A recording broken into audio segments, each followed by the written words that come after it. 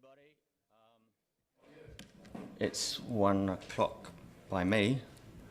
Welcome to the November 16th Infrastructure Services Committee meeting. We have two people speaking at public forum today, Fiona Clements and Finn Boyle. Fiona, if you and your group want to come up to the table now and start. And you're going to be talking about resource recovery. Is that correct? Yes. Correct.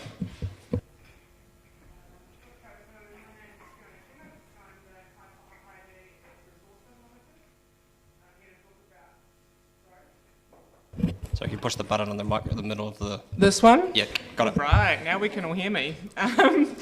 Kia ora, my name is Fiona Clements. I'm the Kai Whakahaere at Resourcem Limited, and I'm here to talk about improving our resource recovery infrastructure here in Dunedin.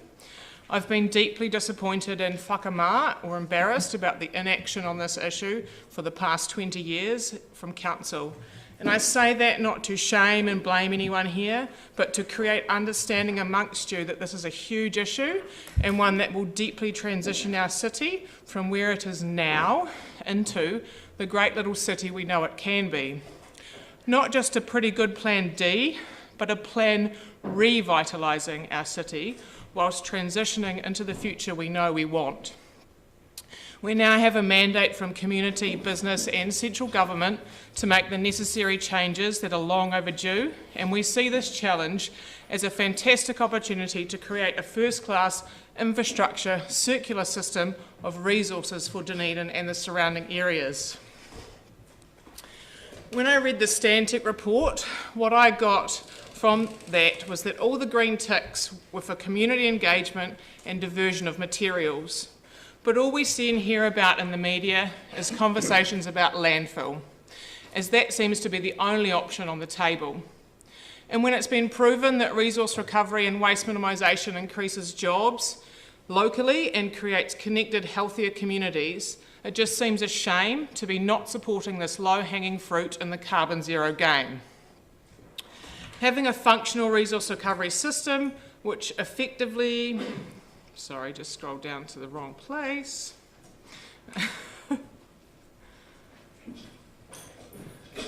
Having a functional resource recovery system which effectively minimises waste does not just involve one space in the central city or adding a green bin to our collection system. Although these are good steps, we need hubs and communities, proper sorting at source and moving stuff to where it's closest and easiest to process. This decentralisation brings communities back together to create gardens and grow food, improving wellbeing and access to kai.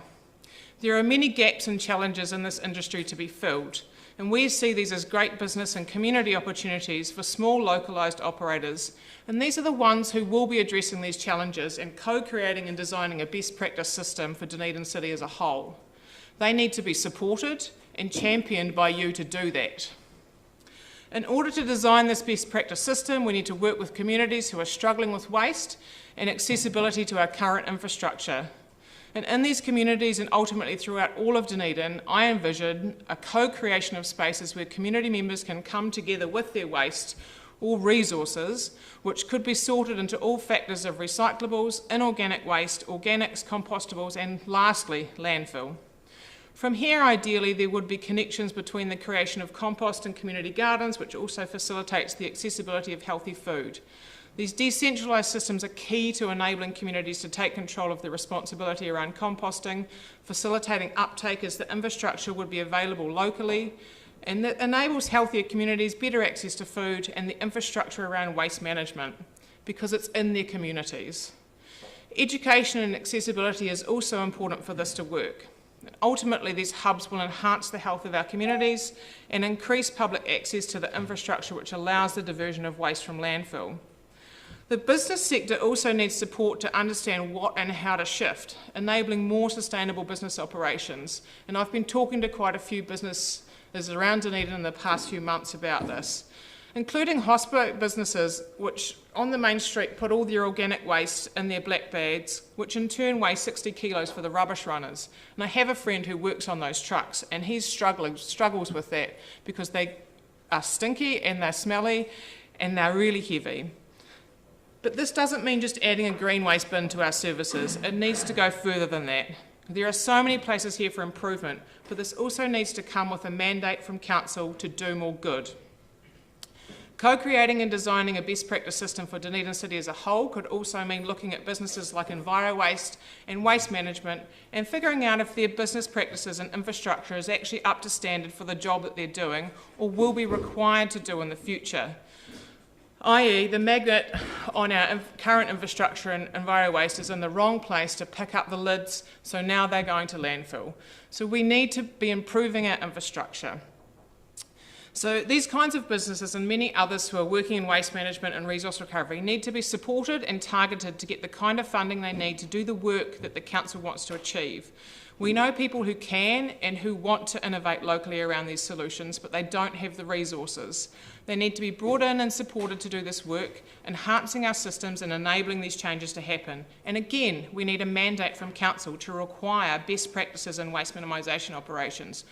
What procurement strategies are in place to require improvements in diversion from landfill? And then we can also bring in the need for construction and demolition recovery. Again, there needs to be clear mandates from Council that the City is wanting to procure such a business for its waste streams and requiring construction businesses to be improving their diversion rates alongside Green Building Council requirements.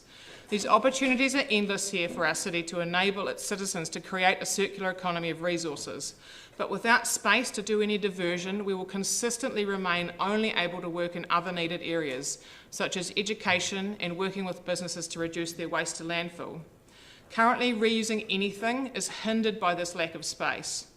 And in terms of what Council can do here, I'm asking you to support a space in the central city for a resource recovery hub and support my business Resourcem to prototype a best practice resource recovery hub in another community, i.e. Brockville, with the goal of putting these in more communities and growing that network.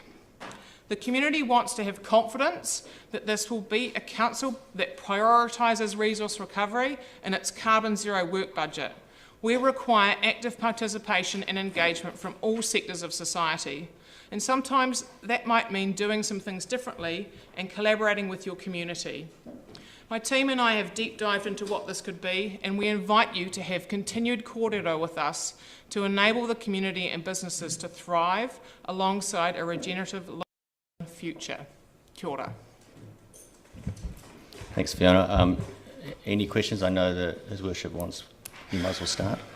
Oh, thank you. Kia ora, Fi.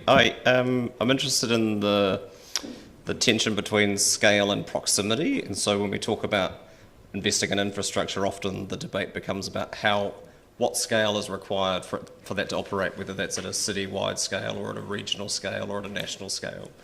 But when you're talking about diversion in a decentralised system, do you have an idea of at what scale that would best work? Are you effectively talking about doing it at a suburban level or a neighbourhood level? I think there's different levels and layers of that. I think, yes, localised, decentralised community hubs work, but also when it comes to construction and demolition, waste, that's on a whole different sector. So that has to be probably looked at on a more regional scale.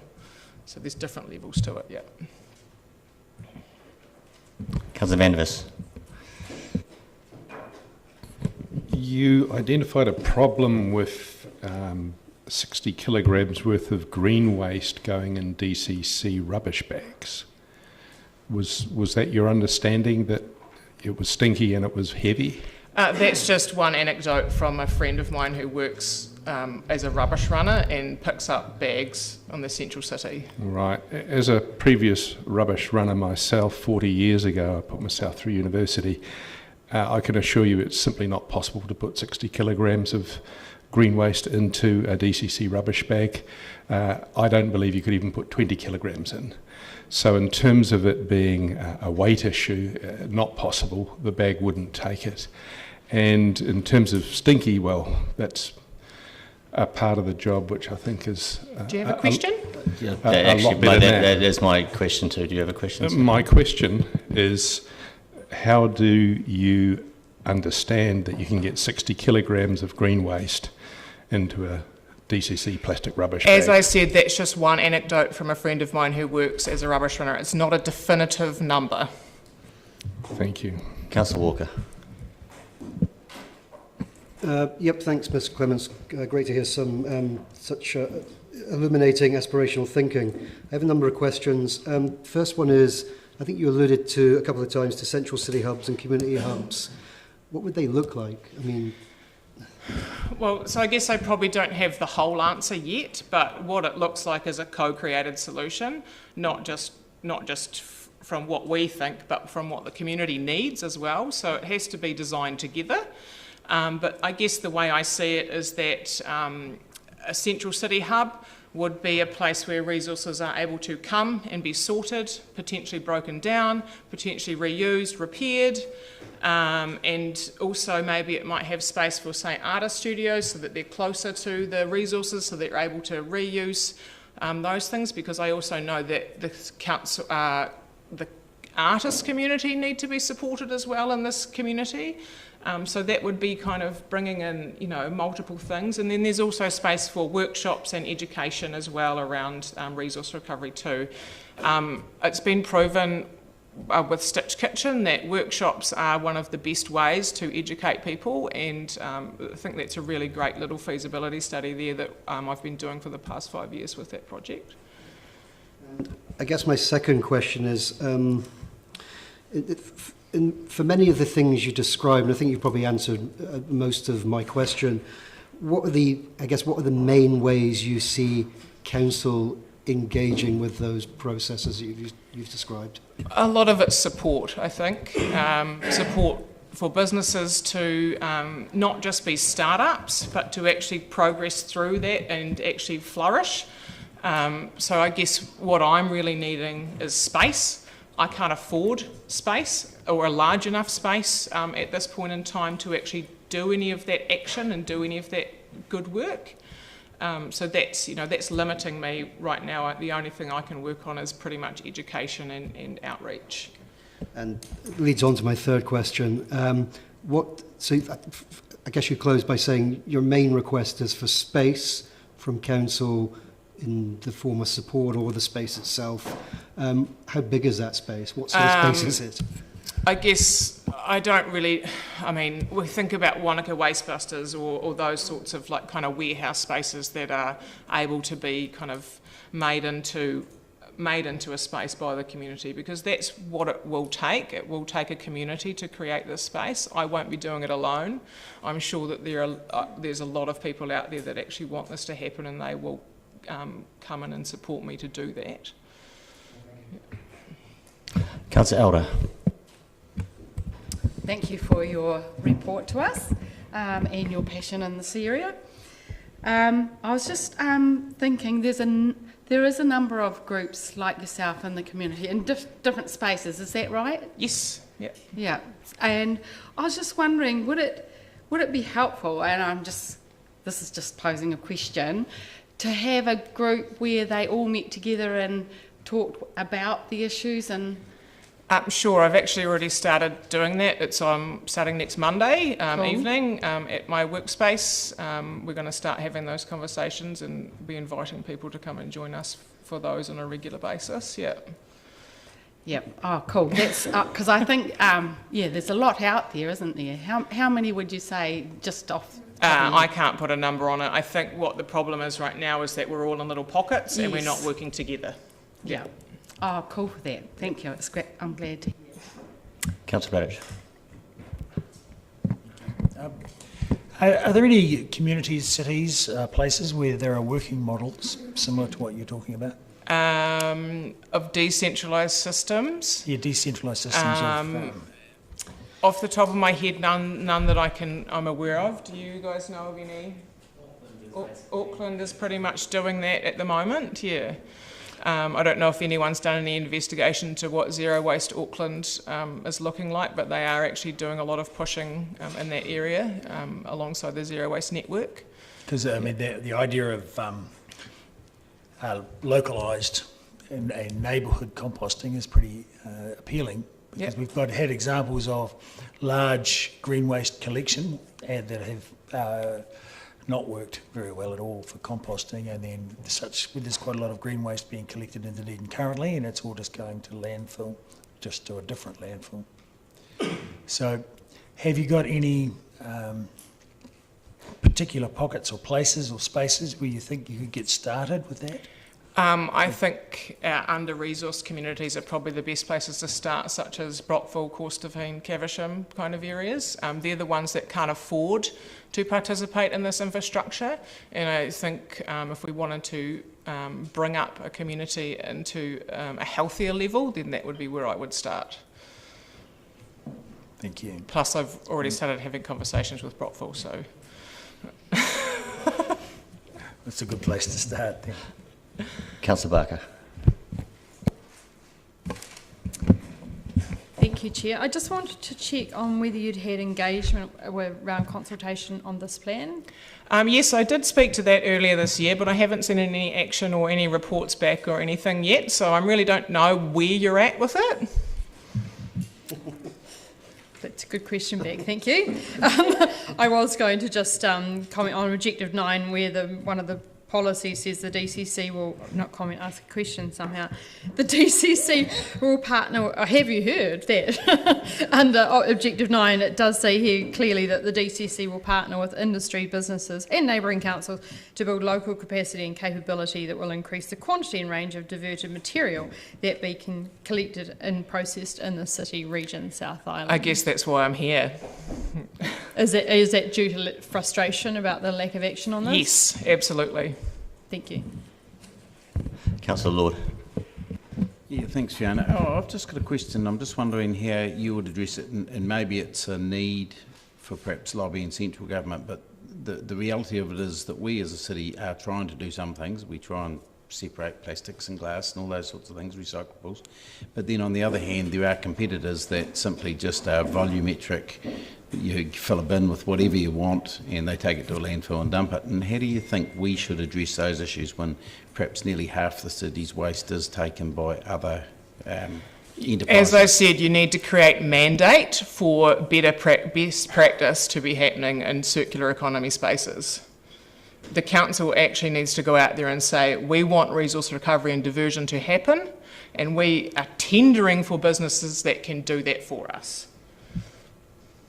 You know, what I'm meaning though is that I could go and set myself up as a business just putting out bins and offering that service. There's no mandate. The council don't have the mandate to stop that. So you do if you create it.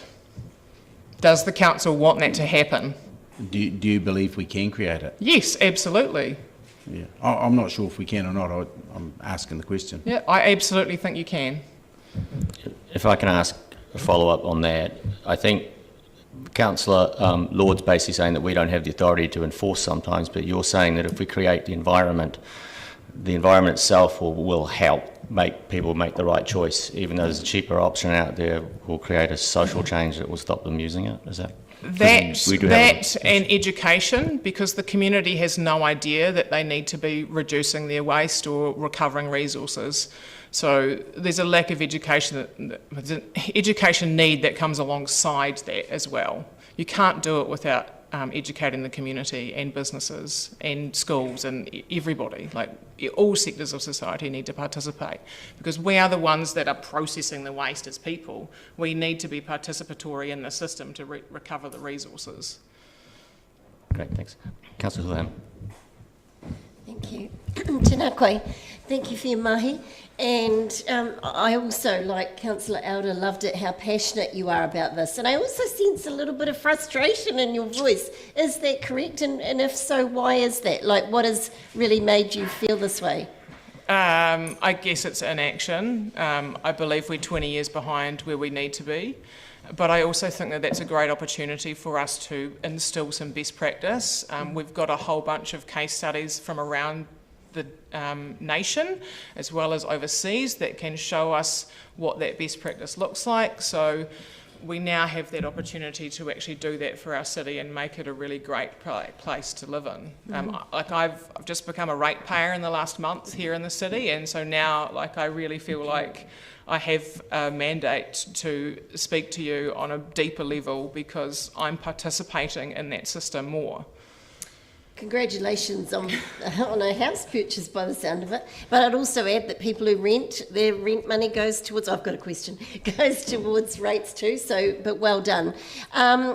Is it fair to say that you're doing some brainstorming, creative ideation and collaboration around this at the moment? It sounds like you are. Absolutely, yeah. Great. And how extensive has that been so far? Like, is that an area perhaps? My team and I have done a bit of a deep dive into what we think kind of could be best practice and done a bit of research. We're now starting to reach out a little bit to the community to have a wider discussion. I've been talking with some businesses like Clinton at Taste Nature and other people of that ilk that are kind of already doing half of the work. You know, they're pushing their suppliers to change and they're doing those kind of things. But we also have to understand that we need to take everybody else with us. It's not just one person doing one good thing, it's everyone doing good things together. I think I sensed before that maybe Councillor Elder was hinting at this, and I also, if that's what you're hinting at, I agree, is that I think Council probably could, would it be useful, because Council has a large database, that maybe it might be they can, but you know, facilitate, I don't know, I can't talk for Council, but the question is, well, the question is, would it be useful if Council could go out to its databases to try to generate some, I'm not saying we can, but if that was possible, is that because we've got large databases, I think that's where some support could be given there. Yeah, absolutely, yeah. Right. And the other thing that I've been doing as a business is I've created a database of all the businesses in Dunedin that are working in resource recovery, waste minimisation, repair, reuse, so that we actually have a great baseline of what is actually happening in the city, because we can't move forward until we know what we're doing. And so that's been a big piece of work that we've been doing, and we're now looking to get that online. So we're starting to talk about some web development and stuff like that. So there's probably gaps in that, and we'd be definitely open to, we want to share that with Council for use, but we're definitely open to adding to it because there probably are gaps to it, yeah. I was really impressed that you mentioned Wastebusters in Wanaka, because as everyone here knows, I'm a huge advocate of Wastebusters in Wanaka, and I think their model is awesome. So yeah, I love that idea. Thank you very much. Thank you. Councillor Gary.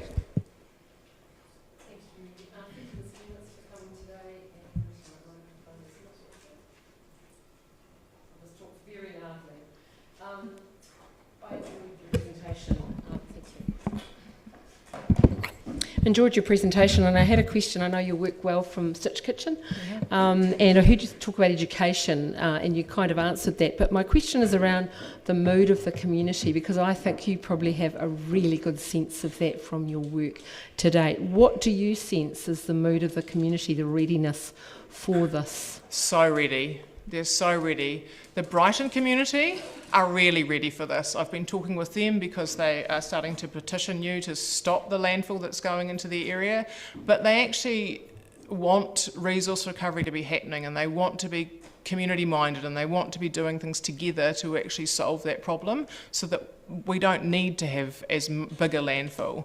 And so I think the mandate's there from the community. Like I've been talking with, say, Tess from the Valley Project, you know, they have written letters of support for me in the past. They're very much on board with this. And I definitely think that the community as a whole is ready for it. There are always sectors of society that are going to, you know, not be ready for it, but we just have to keep going because this is really important. And especially with this carbon zero need, we've got 10 years to get there. Well, actually, we've kind of got 9 now to get to that goal. And so we need action within the next 2 to really make a difference in this one. Thanks. Councillor Hall. How do you see this being funded, by private, or do you expect council to stomp up for it, or? I think it's a mix. Like we can't do it alone. We definitely need to have some council support, which I have had in the past, and I'm very grateful for that. The grant that I got last year to start doing this work, but there also is private businesses that need to be developed and putting money into it as well. So if you're looking at land to put a resource recovery thing in different parts around the city, where would that land come from? Would you expect the city to come up with it, or private enterprise? Or? I think it's a co-created solution, so I don't have all the answers right now. I don't know where that land is especially going to come from, but, you know, I'm open to discussion on whoever wants to give it to us, because I can tell it's very expensive and you don't recover your costs. that's just one limited view, so thanks for that. Yeah. Councillor Walker. Before my question, would you mind me moving to extend the public forum? Yeah, I figure Mr. Boyle won't be done in 5 minutes, so yeah. Yeah. So I'm moving that. Happy to move that. Do I have a second to extend public forum? All those in favour? Councillor Elder. Yeah, thank you. Just a follow-up question to previously, and it's a bit of a leading question. Requires a one-word answer, or you can go for your life. As you well know, one of the main goals of resource recovery, of course, is to reduce the amount of waste generated, and thus, of course, reducing, of course, the need for landfills. Do you think personally that councils and governments do enough to advocate both nationally and transnationally to reduce waste at source? Not really, no.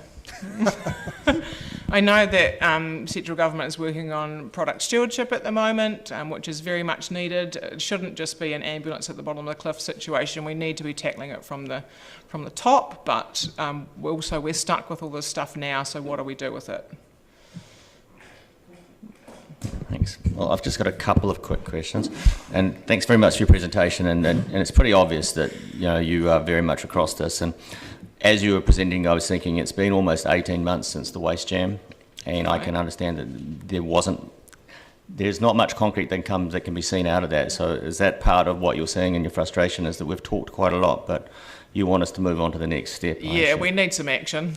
Yeah. And just a quick question around your centralisation and decentralisation. You did point out that some stuff would be based on volume requirements, more likely to be centralised, but the more community-based it is, potentially, the more that's where you'd like to see it out in those community places. Well, I guess that's where I'd like us to start. I don't think there's a kind of end solution here. It's always going to be improving and evolving. So we need to start with communities and our construction and demolition issue, because it is pretty much half of what's going to a landfill. I'm going to ask Mr. Drew just to comment a little bit of where the city is right now, but before I yield the microphone, do you, as we go forward with the Waste Futures designing and other such things, I assume that one of the reasons you're here is that you would want to make sure that you and others that you're in contact with are actively involved in those early design phases? Absolutely. Excellent, thanks. It's called co-creation. That's what it is. It's called engagement versus consultation. Mr. Drew, could you just give a quick update as to where we are on the LTP and other such things? Yeah, hey, thanks, Mr. Clements. It's nice of you to acknowledge that waste is a complex issue that requires a holistic approach, and often our infrastructure is the ambulance at the bottom of the cliff, but we are addressing that at the moment. So through the long-term plan process, there'll be consultation on the curbside model. So council will put forward a preferred curbside collection model, and that will provide us with the opportunity to collect more of the city's waste and provide more control of that waste, and the opportunity for things like green waste, food waste, curbside collection. So that's one element that'll be discussed at the upcoming long-term plan consultation and deliberations. And also there's an investment case being prepared at the moment for the diversion facilities, so that potentially could be construction and demolition sorting facilities, organic and green waste processing facilities, a central city rummage type store. So again, that will be a decision for council through long-term plan and deliberations process. So there are things happening, it's just that it's coming out very soon, within the next few months during the long-term plan deliberations. Yeah, I'm aware of that. Oh, good. Do you want one more question?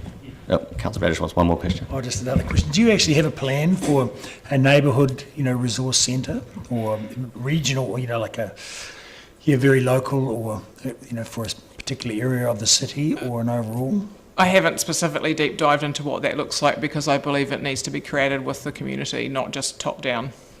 Right. Yeah. Well, you being part of the community, it could be bottom up. No? Yes, that's the goal, I guess, is to go and talk to the community and find out what they need, and then also put some ideas forward about what I think could potentially happen, and see if we can meet in the middle and create something that's really great. Yeah, so there's a couple of reasons that have been covered today about why we haven't got all this stuff happening already, and so Councillor Hall talked about the cost, of course, people don't necessarily want to pay for it, and similarly you're talking largely about the will and the motivation. Do you see any other reasons why we aren't effectively doing more resource recovery in the city already? Because I did hear a councillor speak here 25 years ago saying that we should be aiming for zero waste to landfill, and of course we're not there, we're not close to that yet. What's your question, sorry? What other reasons beyond price and motivation do you think might be the cause, might be behind us not having a lot of sufficient resource recovery? I think some of it is apathy, and some of it is we don't understand where stuff goes. We put it away. Where's away?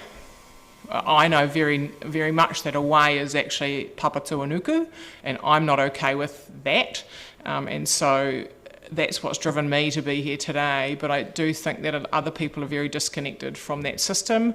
We're very materialistic in the way that we use stuff. And so it's separated us from that connection. And I think once we start realising that we are all interconnected and part of a holistic system, then we're actually able to create some change. So I think it's, we're disconnected and apathetic about it. Thank you. I don't want to be in the way of information, but we do make sure we're getting on. Councillor Elder. It's created a lot of interest. Just a question, actually, just around education, because I'm really interested in your databases, and you said that if we could have some databases around people who repair, is that right? Yes, I've got a database on everyone. It's all repair that's happening in Dunedin City. Yeah. But because that's just a baseline, it's not businesses that are upcoming or anything like that. Yeah. A question I have is also on our website or on one of our systems, could we have a waste idea for the day or something like that? I'm sure you could. Yeah, I would really love it if you used your comms team to get a little bit of out of the box and start educating this kind of stuff in a really great way. I think any ideas here are really good. Yeah. Thank you. Councillor Houlihan, did you want? Thanks, Fiona. It's been really helpful, and I will bring up at Matters for the Chair at the end some sort of feedback to the public forum today as well. Awesome. Thanks very much. Next, we have Finn Boyle, and he, I think, will be doing the second half of this presentation, probably. Organic waste resourcing. Welcome, Finn.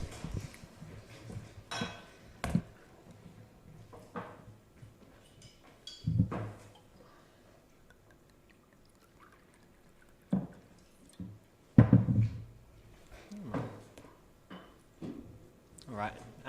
Kia ora koutou. My name's Finn Boyle. I put myself down as belonging with Otago Polytechnic, as that is kind of the context which is most relevant to what I want to talk to today.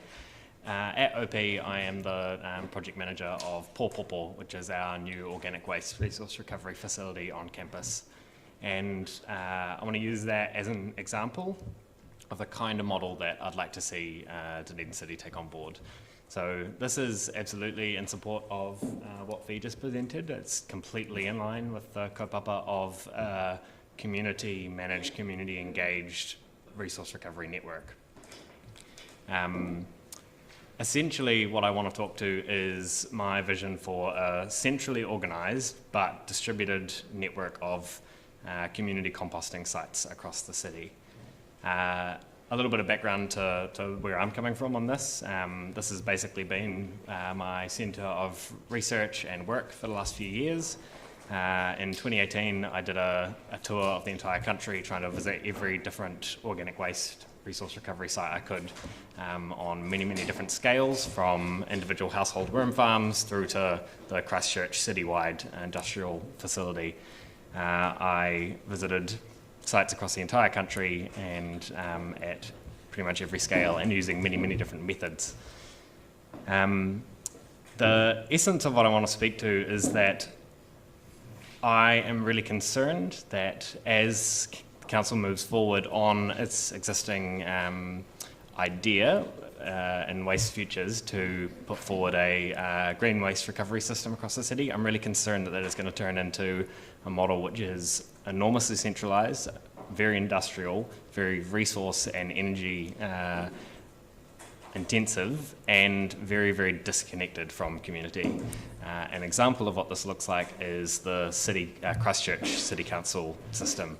So that is an enormous factory. It's way out of the city. It is completely hidden from view from people. It is run by a very large array of machines. It is an enormous facility, and having worked on market gardens, I have dealt with a lot of their compost that they produce, and it is full of plastic. There's a couple of things about why organic waste resource recovery is my passion. One of them is that it produces a huge amount of harm in the way that we usually manage it. It produces an awful lot of methane when it's sent to landfill. And it also represents an incredible lost opportunity. If we can manage all these resources effectively, we can remediate soils and grow a lot of food and sequester carbon very effectively as well. What I'd like to see in a distributed network is small community facilities, say at a church, a school, a community centre, or anywhere else where people gather and there is generally space. We might also look at repurposing some of our lawn space around the city, of which there is a lot that is not used. The reason for working at this kind of a scale as well is that it helps people connect with it. When you use a facility like is in Christchurch, there is no awareness of what's actually happening there. People don't understand where their materials go to once they put it at their curbside bin. There's no understanding of who those people are who actually manage it, what the effects of it are when they put a plastic bottle in there as well, and what the effects of it are in the soils that that compost ends up in. If we build these facilities at a community scale, I know my neighbour who is collecting that.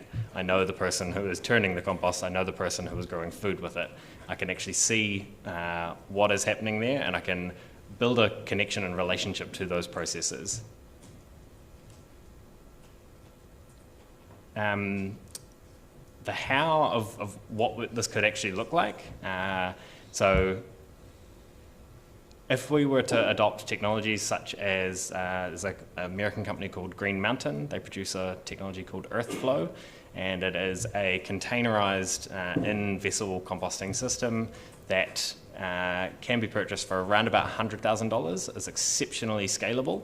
100 grand will get you a 40-foot container to process around about a tonne of waste per day, which is suitable for upwards of 5,000 people. And that system is very, very scalable, so you can also use basically the same kit and scale that up 2 or 3 times with very little extra cost.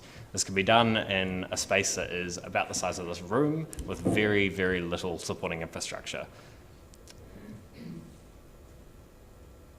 Right now there's no use of that exact tech in New Zealand, but there are multiple companies currently looking at importing it. That could be applied as a very small pilot program. You could find a small pocket of land around the city, perhaps it's a churchyard, perhaps it's a community garden which has sort of fallen over and needs a little bit more revitalisation, and implement this quite quickly, quite easily, with very low capital costs to experiment with what it looks like and actually see if my words do come true. What I'm really concerned about of the sort of path of least resistance that I see as quite likely a council would take, and I understand why, is to go towards that very large centralised industrial model.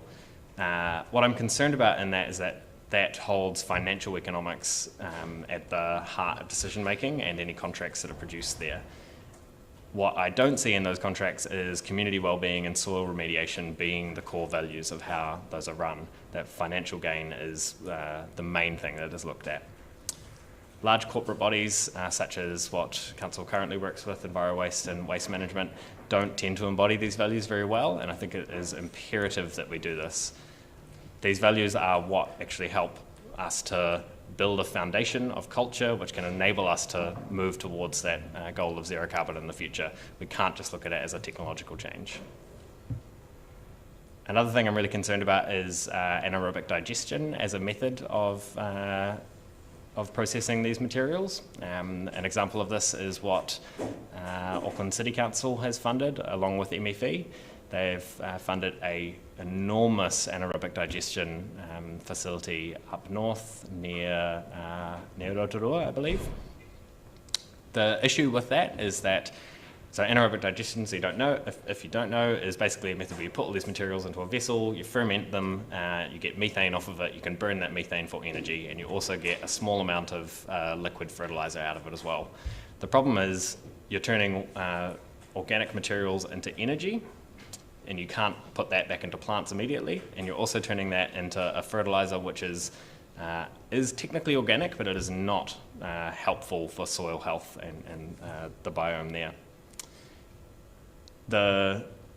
This method, although it's incredibly economically viable, is so valueless that actually the central government in its Special Committee on Food Waste, or I think it was named, decided that this method of waste reduction would not be counted towards their goal of a 50% reduction of the country's food waste because it does not deliver on the values that they decided it should. And examples of what to do, of models like this that exist around the world. So as we mentioned before, Auckland City Council in its massive overhaul of its waste recovery sector has looked to create these small decentralised hubs throughout the community. I think there is 12 sites across Auckland region that they're looking to implement models such as this. Another one on a much larger scale is the city of Philadelphia in Pennsylvania in the States, where they established 25 community composting hubs across the city to deal with the materials. Just, mate, if you can just move along from us. Yeah, absolutely. And similar to this as well, Scotland, nationwide example of what a community-centred, values-led resource recovery network can look like. So if you want more information, you could look up those ones. Great, thanks. Questions? Councillor Van der Vis.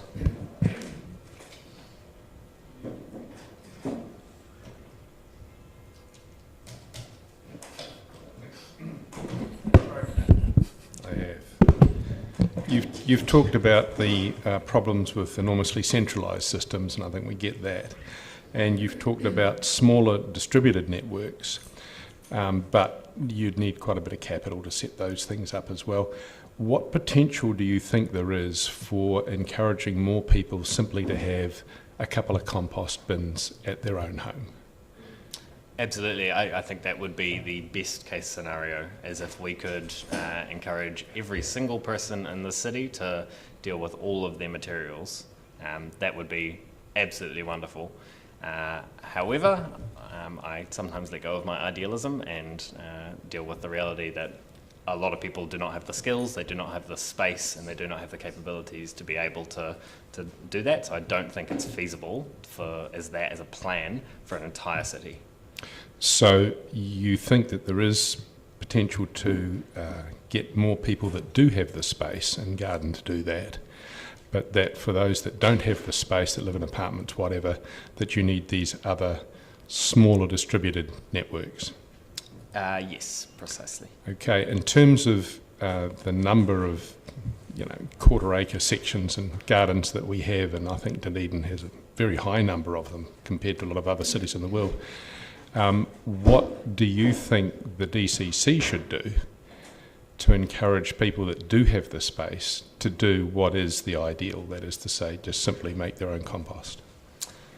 There are a number of challenges with putting the weight of this processing on people in their backyards. It's absolutely feasible to some degree, and it actually already happens in the city. There's a couple of networks, Share Waste NZ is one of them, where basically people say, I've got a compost thing, and then their neighbours can deliver materials to them. I'm one of those people. The challenge is that a lot of the materials we produce domestically and commercially are made up of things that cannot be processed easily in a backyard composting system. So you do need infrastructure or methods that support quite rigorous composting processes. So hot composting is kind of the thing.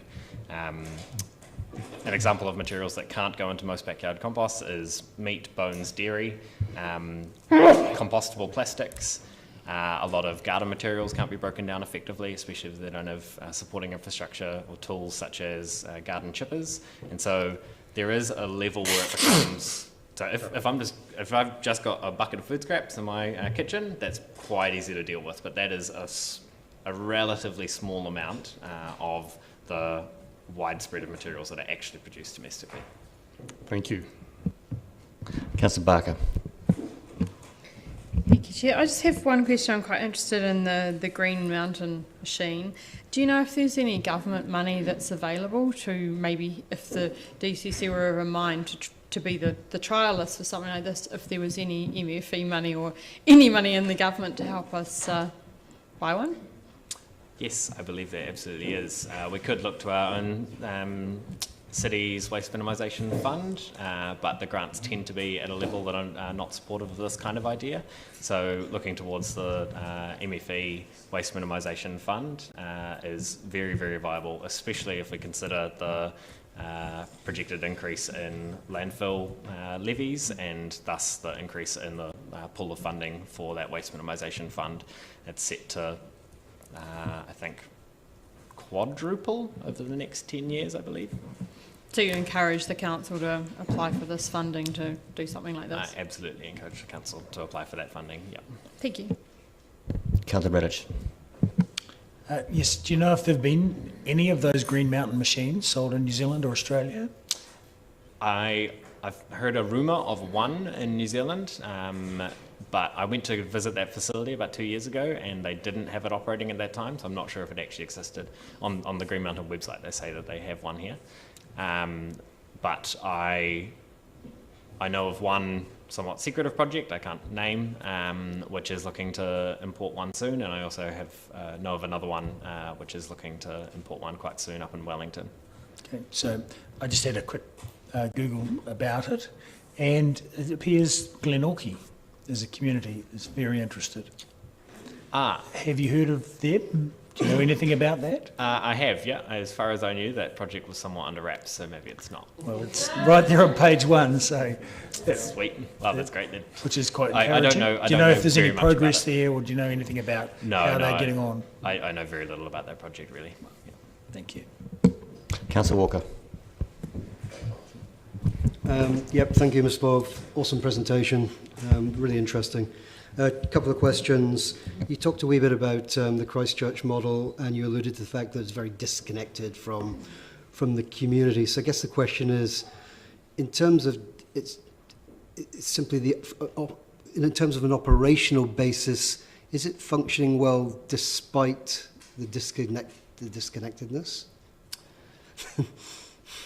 Somewhat, yes. It's functioning well in that they have it. They've had it for more than a decade, and they do divert many hundreds of tons of materials from landfill every year.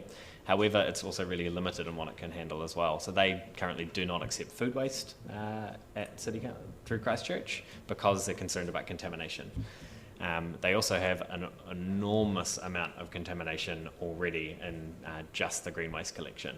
So in a way it works, but it's kind of become so invisible within the community throughout Christchurch that many people do not understand where those bins go and the impacts that it has when you do throw a plastic bottle into it.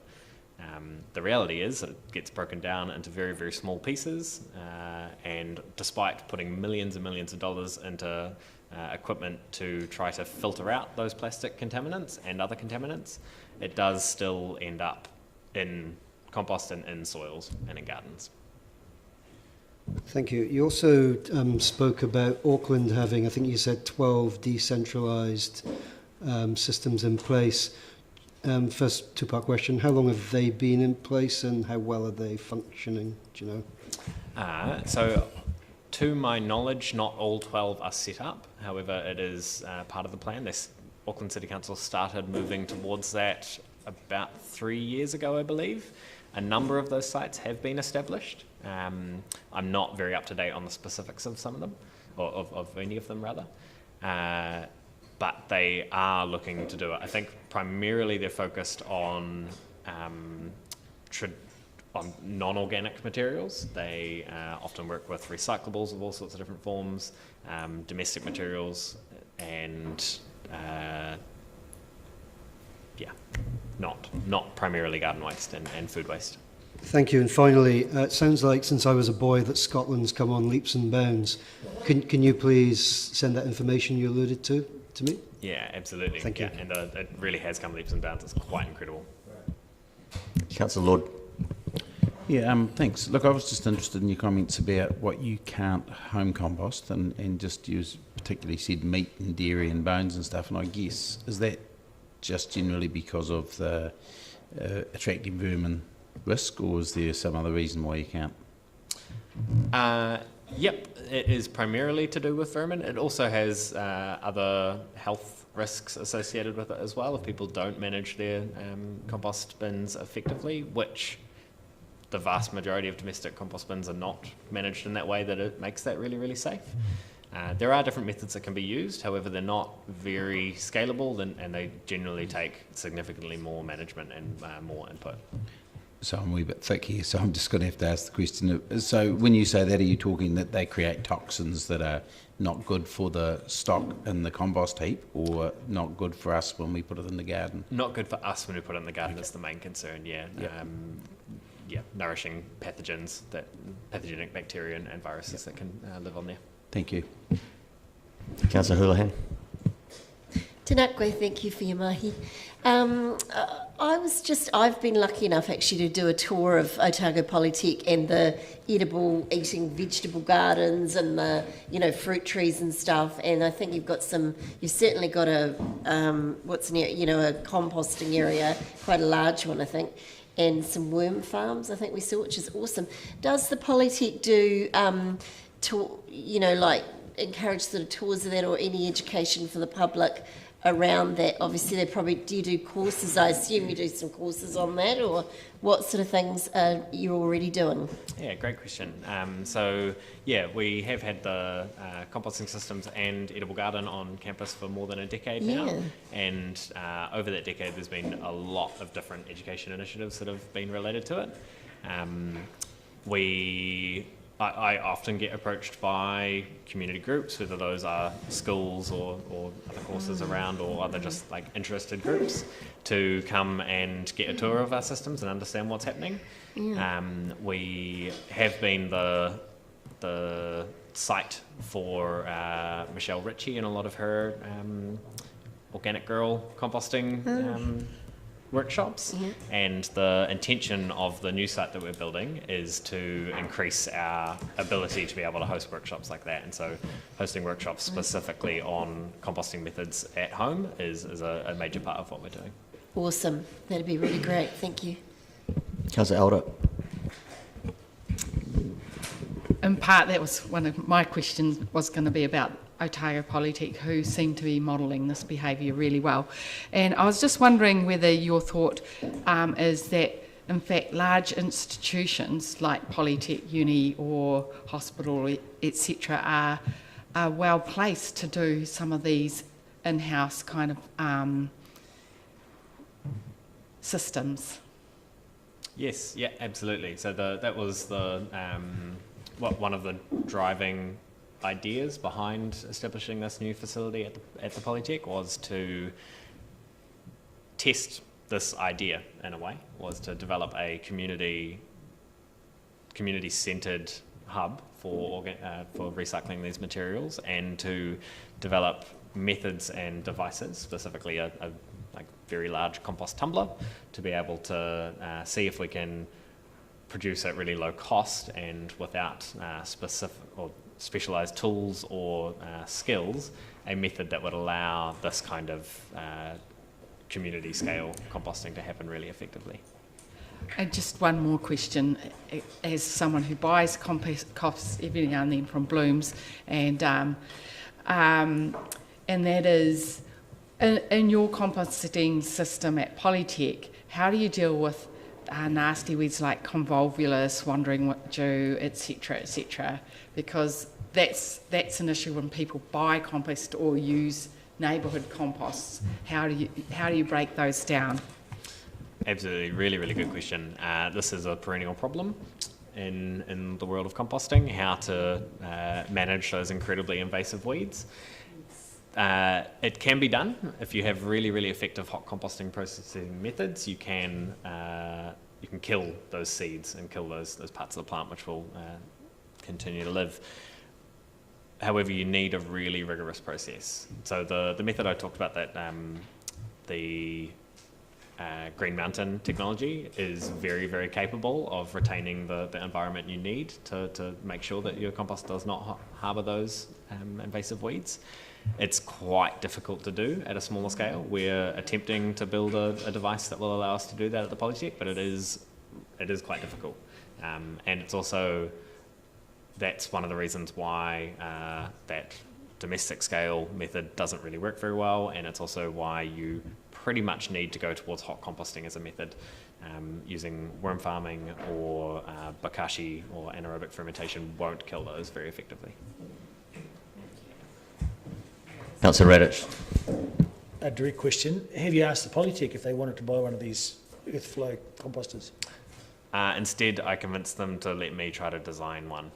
So we have been designing for the last year a smaller scale, less mechanised system for hot composting. So that's what we're working with at the Polytech, is developing this device, and we're building our third prototype right now of what that looks like. It is something that could be implemented at the kind of, in the model I'm presenting for the entire city. However, right now it is still very much in development. It's a bit of an if. It's looking like it's going to work. However, it does require significantly more manual handling than the kind of technology I was talking about before. That's why I think that something like the earth flow device would be really, really suitable for this larger scale but still community level system. Councillor Hurley. Thank you. Our kids' school is an enviro school, and as part of that, I was quite involved with we did an audit around the rubbish in the fair, and so we tried to get people to bring stuff that wasn't, instead of Glad wrap, put a tea towel, and also we audited the rubbish at the end of that day. But I thought I was being really smart, and when I've got a question, and getting this compostable plates and stuff from Auckland, only to discover that there was very limited, if any, places that we could actually compost them, because they had to be hot treated, so I don't think there's anywhere in Dunedin that does that, is there? Or very limited, maybe one or two? Very limited, yep. Yeah. There is only one place in Dunedin right now that will take those materials. We are experimenting with them at the Polytech, but still trying to develop a method. But currently Doubt Not Compost is pretty much the only other composting facility in Dunedin other than the green waste facility at Green Island. They will take compostable plastics, but you bring up a really, really good point. So compostable plastics are quite a big problem, and it's becoming bigger and bigger and bigger. More and more companies are starting to take on these products to sell food. Coffee cups is a classic thing. The challenge is that the materials inside them are technically compostable, usually.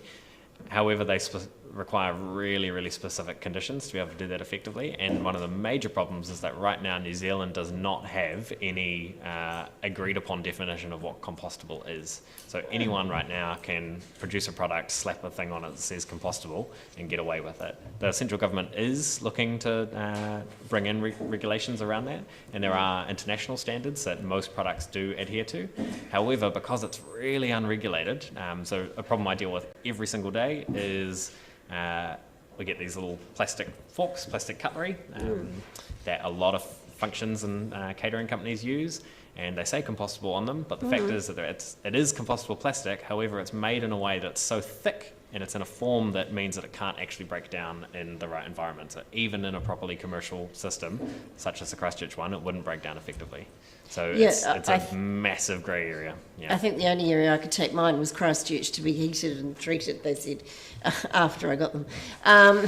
But would you say that, and I think you've answered this question anyway, but that a lot of the rubbish or compostable stuff that's people are using, thinking, they're doing a good job, because I was thinking, we're being so environmental, that most of those things that are going in there are actually not actually even going to be compostable because they're not being treated in the way that they need to be. Yeah, absolutely. Yeah, it's a big challenge, and this is the kind of problem that I would point to as the one of the faults of a really large somewhere else system that people can't see and interact with, is that there's no real there's no very effective feedback mechanism, and there's certainly no tangible way you can actually see that pile of old plastic cutlery building up outside a compost heap. Thank you, Finn. I think we've exhausted questions. Just one quick one. When you talk about this dissociated rather than a centralised system, again, I guess that's sort of the multi-million-dollar question actually, is how many and in what way are they going to interact with the community that in fact the community would still see the outcome? And do you need to have these units? Will we require technology to go with it? Right. I'll answer the second one first. So do we require the technology to go with it? We require some kind of a technology. Many places work with a very large concrete pad and a bulldozer to turn a thing over. That's kind of the most basic way you could possibly do it.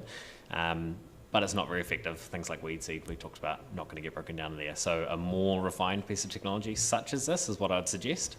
This is the technology I've been pointing to is the most viable, especially most economically viable tech I've seen, and that $100,000 doesn't get you much elsewhere. You could buy most systems that kind of use this process and produce this kind of outcome would cost around 100 grand, and you might be able to put about 200 kilos or maybe 100 kilos per day, a ton a week into. This is the kind of thing that you can put a ton a day into. So it's, for the price, it's by far the most effective tech that I've seen.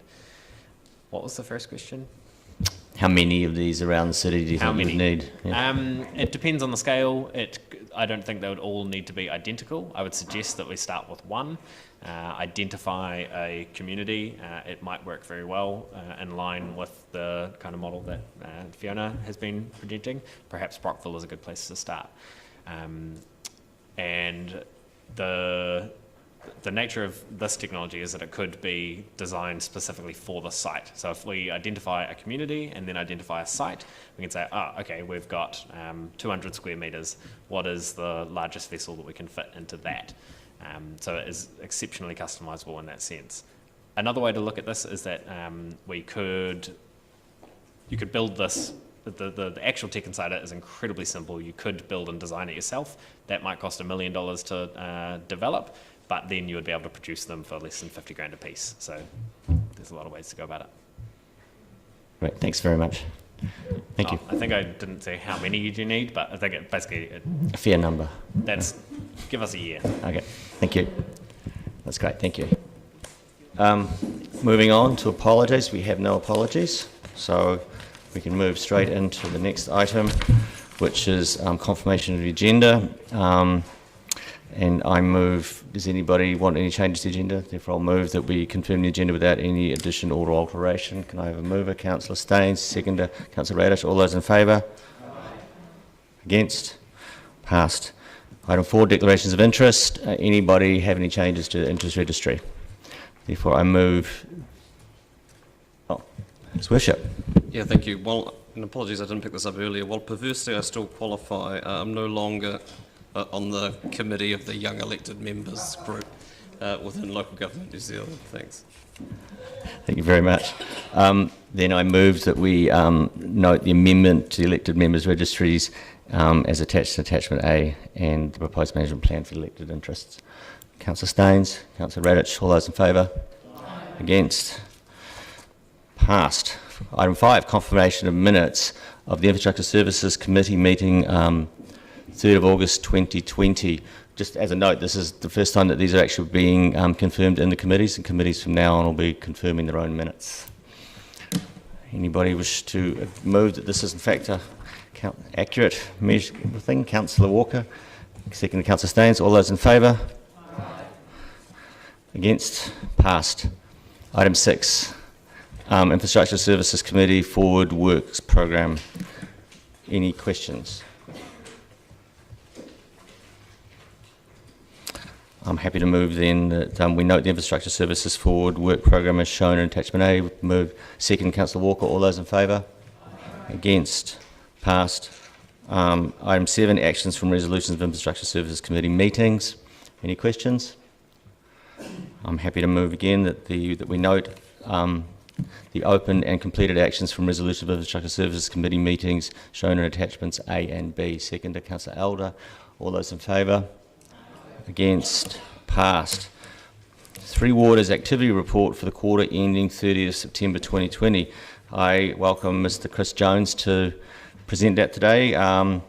Tom Dyer is away in Hamilton, the beautiful city of Hamilton, speaking at a national conference on Three Waters. So he's representing us up there in Hamilton, and Chris is here to speak to the report. Do you want to speak to it at all, or just take it as read? Happy to take it as read. Thank you. Good. Welcome any questions. Questions, councillors? Councillor Lord. Thanks for coming and supplying this report and talking to it. I've just got a question on paragraph 27 about the wastewater discharge compliance for quarter 1 was 98.86%. It says the minor non-compliance was a result of breaches of long-term limits caused by historically high results. Another non-compliance was caused by bacteria that is an indicator of fetal contamination. I'm just wondering, is there any way we can tell where that fetal contamination comes from? It's suggested that it could be rural land runoff, and I'm just wondering why you would assume that at local beaches as opposed to gulls or anything else. So I understand that we can do testing to determine whether it's a human source or an animal source, but I don't know if that has actually been done outside of our organisation, because typically we would only test for human traces. So in terms of other contaminants, I can't really talk to that at the moment, but I can certainly find out. So to suggest that it might be external such as rural land runoff is probably a stretch based on the testing you've done. Based on the testing we have, I can only talk to the human tracing that we would do. So yeah, I can certainly ask for more information on that and supply it to you. That would be good if you could supply it, just rather than sully farmers for something that may or may not have been them. No, I understand. Councillor Radich. Thank you. Thanks for the report. I think it's really excellent to have a lot of graphs and solid data for us to look at. I'm just curious about the graph at paragraph 19, the number of water main breaks on the 24-month. And there's a bit of a bad patch there, Q3 and 4 of last year. Why was that? Yeah, so typically if you look at the third and fourth quarter of most of the years, there's a much greater demand, much greater supply going out to the city, so you typically results in much greater failures in the network, and it's pretty standard of most water infrastructure in New Zealand, purely based on demand. But it seemed exceptionally bad that year, or last year. Yeah, I can't talk to detail in terms of that last half of last year, but yeah, one of the things that we're looking for is any geographical influences that those failures might have, and we'll look to present that in more detail in the next report. Yep, it's only curiosity because I noticed the overall trend is down. The overall trend is very favourable. But I was also curious about there was no effect, the next graph down, paragraph 21, figure 7, there was no effect on the shutdown minutes from those increased number of water main breaks in Q3 and 4 last year, which I thought was quite interesting because it's quite a high increase, almost double, but no effect on the shutdown minutes. So there must be just little ones. Yeah, quite often they can deal with them quite quickly. Typically you can shut them down and reroute water supplies to keep the area supplied, so we can minimise that impact overall. Right. Okay. So speaking also of good things, the graph on paragraph 15, figure 4, number of customer complaints for drinking water. If we look at the 24-month rolling average, it looks pretty flat, but actually the overall trend across the green bars is a steady decline, and in fact, looking back, they've dropped by about an average of 1 a day less. Typically you're getting 3 complaints a day, but it was 4. So do you have a plan for improving that? Do you know, is there a Three Waters plan, or is it just happening as a natural effect of the work you're doing? I think naturally as we ramp up our renewals programme and our renewing assets, naturally those complaints are related to those failures. And so as we ramp up that programme and improve the infrastructure, naturally you would see a decline in those complaints. In terms of a plan to tackle complaints specifically, I can't talk to any specific plan per se.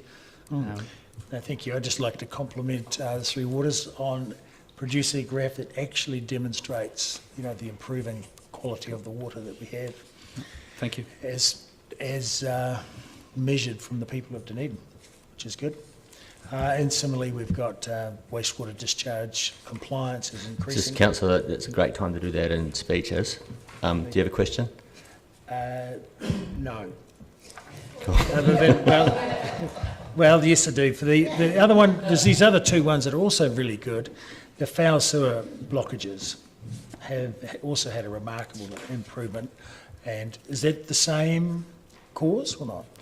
A significant amount of work has gone into planned preventative maintenance related to foul sewers, so a lot of proactive jetting and inspections of foul sewers so that we preempt any particular hotspots ahead of time and give them additional maintenance as required. And that has seen a significant reduction in the overall overflows and complaints in that space. Great. And the last one in paragraph 33, Seacliff was due to commence detailed design this month. Correct. Has that happened? Correct, yes. Yeah, wonderful. It's due to commence this month. We're just in the final stages of engaging the design services, but construction will be underway mid next year with completion towards the end of next year. Thank you. Councillor Gary. Mr Jones, I also had a question about figure 6, item 19, and the comment in item 20 where it says the majority of the failures were due to age and condition. Would you have any further information about particular areas that has been a problem in?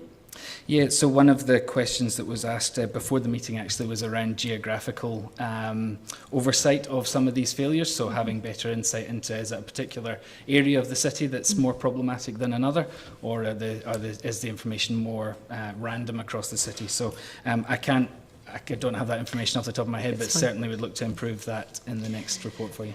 And as we start our renewals, that'll be relevant as well. I have another question for you on item 35, the watercourse program. And I note that we're now up to 48 sites from the original 19, which is a huge leap. My question is, how is that progressing to what's the next set of sites that you're going to be dealing with? So we deal with that programme on a sort of multi-criteria assessment that we put each site through to determine where it features But then ones pop in and come in over the top, don't they? Yeah, but as long as they align with that initial assessment, so if it takes priority over another, it's gone through that robust process to demonstrate that it should be. But certainly, so sorry, your question. Do you happen to recall which the next group of, so you've got as far as the Keres Bay Hotel site, Yep. What are you moving on to next? So we typically have top 5 in the Watercourse programme, which at the moment is a Bath Street site, Motu Street, Will Street, Cannington, and we've recently added a Somerville Street site. So those are the ones that are predominantly taking up the next 2 years worth of funding.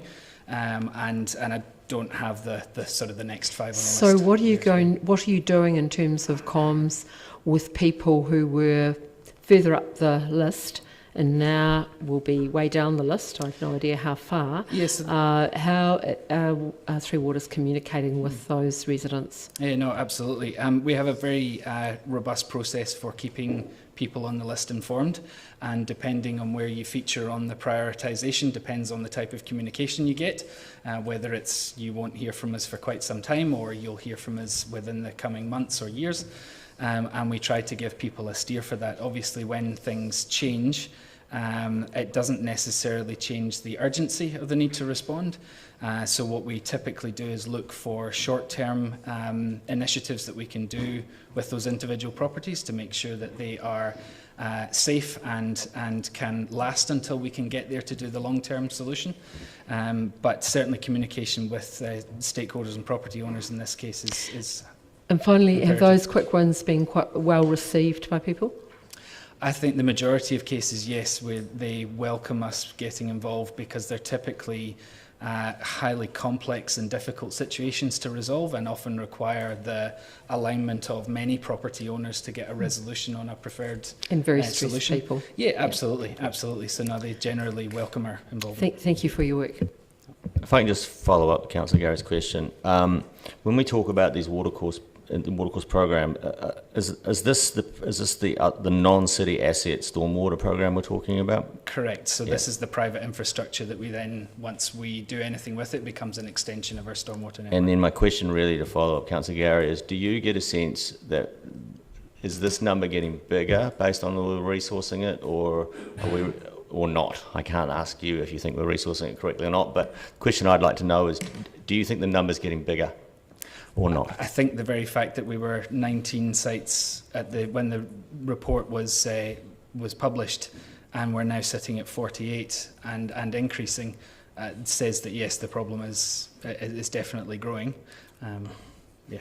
I wonder if we could capture that some way in the reporting system so that we can get a sense of that. Would be quite useful. Yep, no problem at all. Councillor Elder. I want to say that congratulations on your reporting as well. And just on figure 24, figure 9 on item 24 about the wonderful reducing numbers of foul soil blockages, and wondering whether the education around, how you feel the education around, one, wet wipes and how they affect foul soils. Do you think there's a public perception that they're not so good, and is it being acted on? Yeah, I think there's generally my own sort of view of it is there's a growing awareness of it. Certainly in the social media circles, there's a lot more conversation around wet wipes and the impact they have on infrastructure. As far as what we're doing as an organisation, I don't know if we've done anything specific around that. I can't recall anything in my time here. Simon? There was some specific messaging that came out during COVID. We saw a really sharp increase, and so there is messaging that comes out when we see a building trend, or we're getting feedback from staff and contractors that pump stations are becoming blocked. But at the moment you'll see the numbers going down, so there hasn't been anything that I'm aware of since COVID. And there was a national campaign during COVID as well. I think it's fantastic, and it seems to be showing up here. And the other thing was about fatbergs, so around fat and foul sores. In what respect? Do we have that problem? Or? Yeah, is that reducing as well? I don't know if we specifically capture or report on fatbergs, but certainly as part of that preventative maintenance that we do on foul sewers, definitely prevents a lot of that build-up from occurring. And just one more question, and maybe under major initiatives, which, you know, there's a whole lot of really great stuff happening there, but I was just wondering where the Green Island treatment station work is in the scheme of things, or... Yeah, so we've recently completed a process capability assessment on our wastewater systems. That has brought about a programme of works for the immediate future for short-term initiatives, but also the longer-term. And I believe you will start to see that coming through in the long-term plan review. A significant uplift in projects and work completed at our wastewater sites. But was there a more specific one related to Green Island? Just Green Island, but in particular, because in fact that has implications for a large area, and also for diversion of wastewater and through South Dunedin, which is an issue when it comes to flooding at Surrey Street. Yeah, absolutely, and I believe a lot of that is being captured through our wastewater system planning that's being completed at the moment. Which will link to informing what needs to happen at some of these key sites. Yeah. Cool, thank you. And so just to elaborate on that, and there's also we're doing a lot of monitoring of the flows that are coming from Kaikorai Valley, so the flow and load study so when you're making significant investment decisions, you need to understand what you're treating. So at the moment we're in that phase for Green Island, is what is the flow and load that we'll be treating, so that they can design a treatment plan accordingly. Thank you. Councillor Fisa.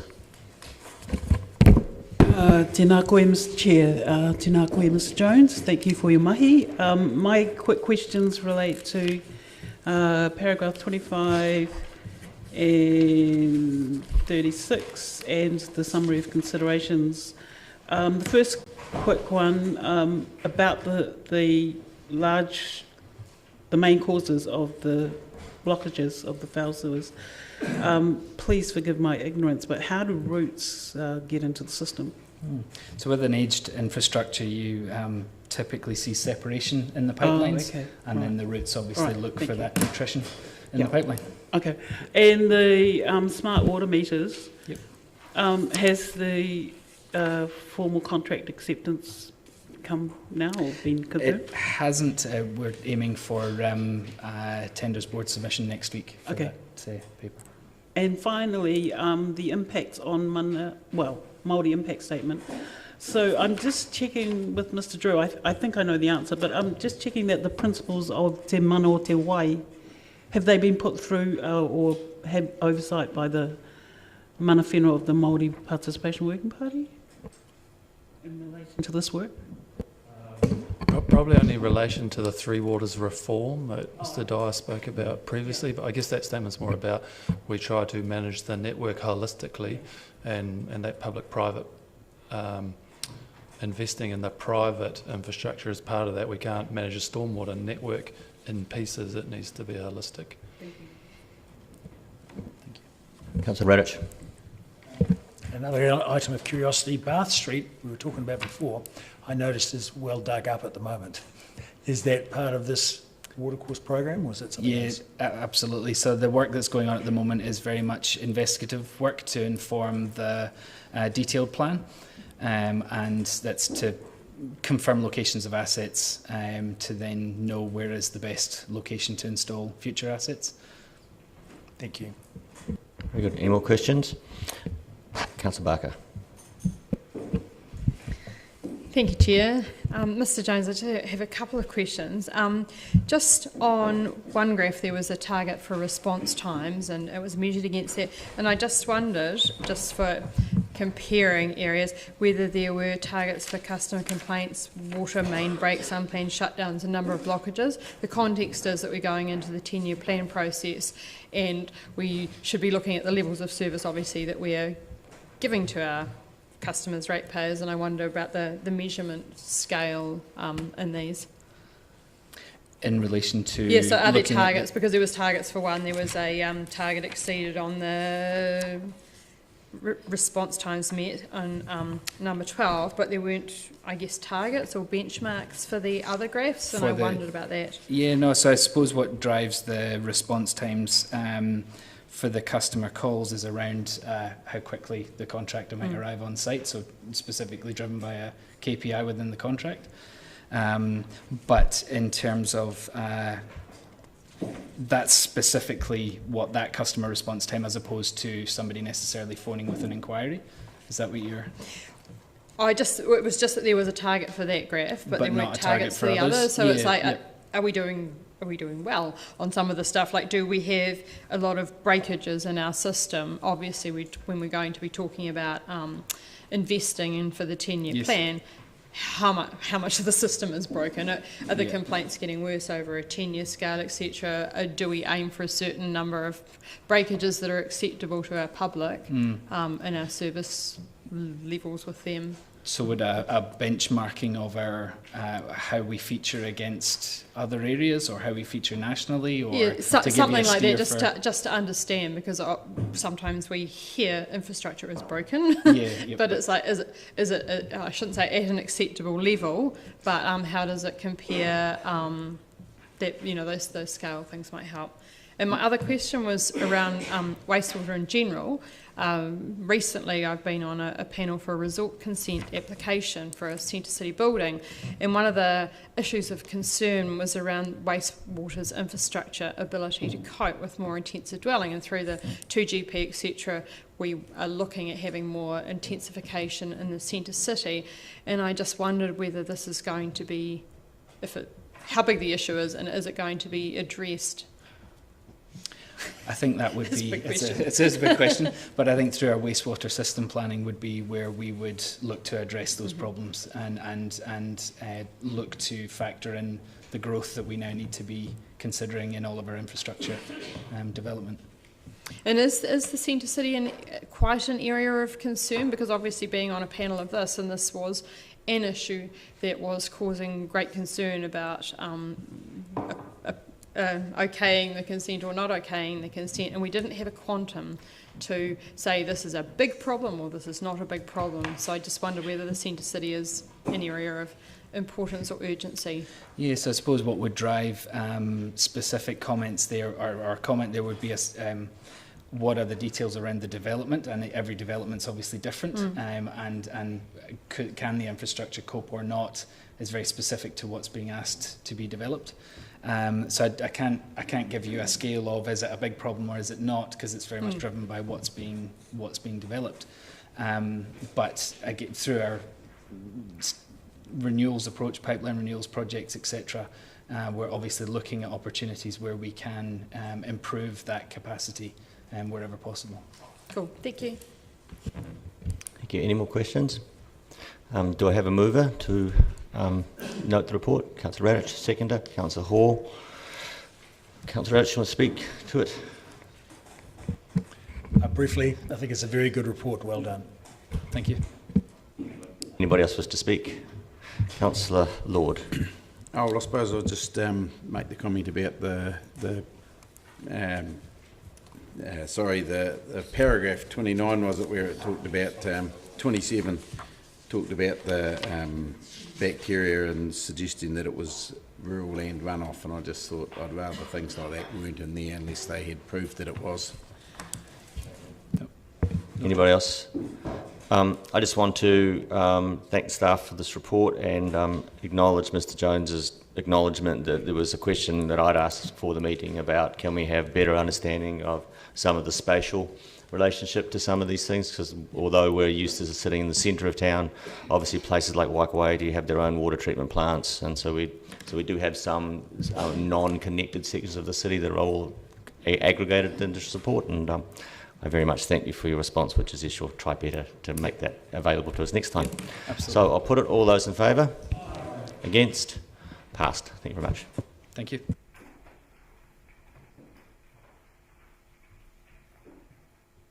Item 9, Parks and Recreations Activity Report for the quarter ending September 30th, 2020. Mr. McLean.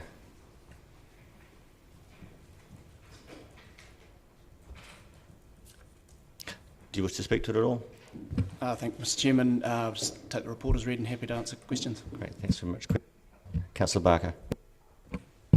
I have two questions. One's in regarding to the Botanic Gardens Strategic Plan. I note that in the ROS 2019, 77% of residents have visited the garden. It's got a 95% satisfaction rating. So any changes will be of great interest to the public. I noticed that they were going to identify key stakeholders, but I did wonder if the strategic plan would be going out to consultation with the wider Dunedin public. Yeah, through the chair. The idea is to directly approach the very long list of key stakeholders, and that'll help inform a draft strategic plan, which we'll bring back to council and then take out for general public consultation. Excellent, thank you. My other question is just around the reserves and beaches bylaw and the community ranges, and I just wondered if they would be using the Dunedin Wildlife Care Co as part of their educational material. Through the chair, yes, and we're working in conjunction with Department of Conservation. They also have some collateral we're handing out as well. Awesome, thank you. Councillor Wiley. Thank you. Scott, page 47, paragraph 23, 24, Mosgiel Pool. Do you have any update on the tender evaluation and what timeline, Robert, what timeline we're looking at? Yeah, the evaluation panel are meeting very soon, Councillor, to evaluate the 2 remaining tenders, and you can expect a report back to Council before Christmas.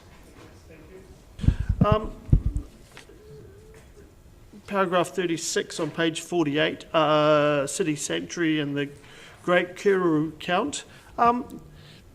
That's a huge increase and great to see. Is it, obviously COVID may have played a small role in that, but is there any reason we can think the numbers were that high? Through the chair, I don't profess to be any sort of scientist. It's a social science count, and how robust the data is, I can't comment on. Well, there do seem to be more around, so that's good news. And also on paragraph 38, same page, just sports facility review. When are we looking at the findings coming to us? Through the chair, so we're collating the priorities. We've held that workshop with the sporting codes, and part of that workshop was asking them directly what they thought of the feedback. So we worked through that with the stakeholders, and out of that distilled a bunch of themes and priorities. So we'll continue collating that and get some draft material. I expect next year we'll be in a position to bring something back. I can't give a date right now, sorry, Councillor. Councillor Walker. Yep, thank you for the report, Mr McLean, Mr West, and Councillor Wiley. I have a Wildlife Hospital Board meeting later, so I'll try and get their Kiruru answer for you. I'm sure they'll have a good idea. A question relates to item 14. Preparation is underway to promote understanding of reserves and beaches bylaw over the summer months, particularly around vehicles on beaches. As we know, this has been an ongoing problem. Any ideas how we can do this better than previously? Through the chair, thank you, Councillor Walker. I think I've explained in the past that this is all, sadly, work in progress. It's about changing attitudes, and I believe the best way to do that is through education, which is the avenue we're exploring at this stage. So it's really about putting out information like Councillor Barker has just held up. We follow up every single infringement that is reported through to us with a letter and information and education material. The rangers are doing a wonderful job out there talking to people It's really hard to get statistical data on this, but anecdotal data is that the volumes of vehicles on beaches is reducing. But I suspect it's the long haul.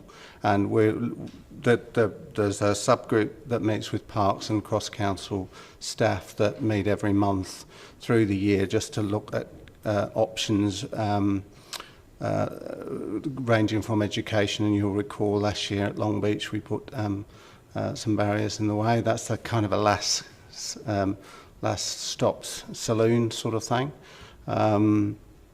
But the team are moving from reserve to reserve as we move forward to try and address it. So. Question. I try not to mention barriers in the West Harbour area around beaches.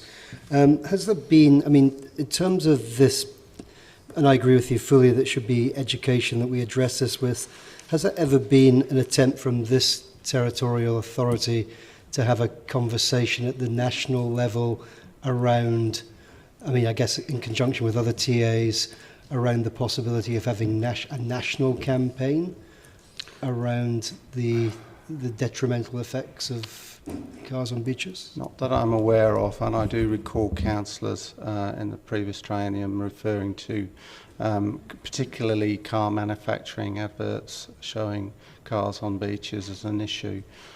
So it may be something that group wishes to consider once we get some of the local hotspots damped down. Councillor Gary. Thank you both. I wonder if you could tell me, it's item 29. We're all aware, I think, that school pools are reaching a particular stage in their life. I was interested to know, though, what has triggered this review? Through the chair, obviously you'll be aware that building new aquatic facilities is a very expensive undertaking. We also fund a number of school and community pools, so it's about wrapping some strategy around that, identifying where those pools are, how they fit into the wider network, and identifying partnership opportunities to look for potentially greater community outcomes, and making sure our financial support, if we continue with it, is in the right place and for the best community outcome. As opposed to an ad hoc sort of approach. Correct. Yeah, yep. Thank you. Councillor Fiso.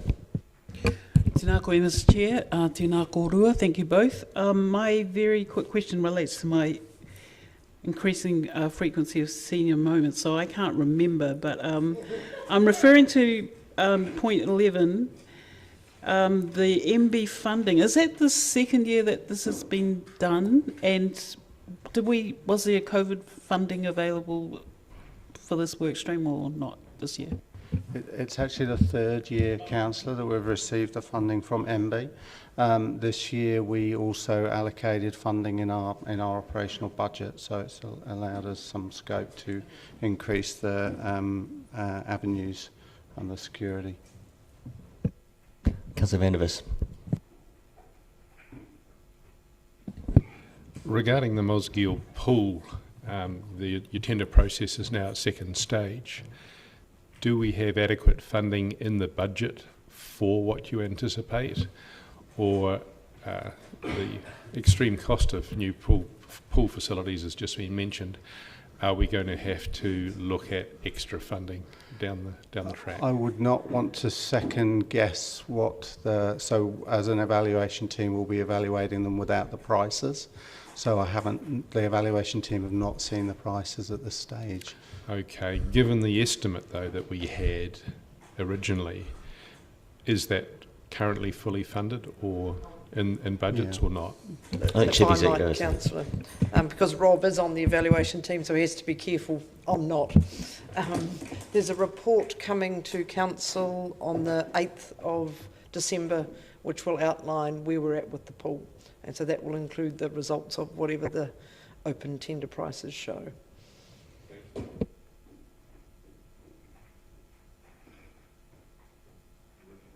Your Worship.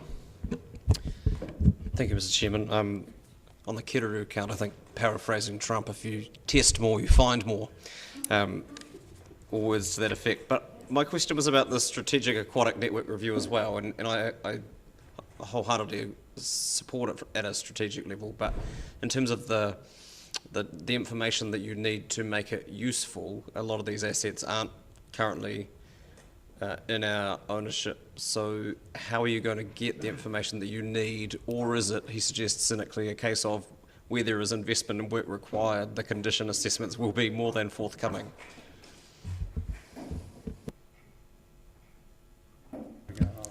Thank you. Through the Chair.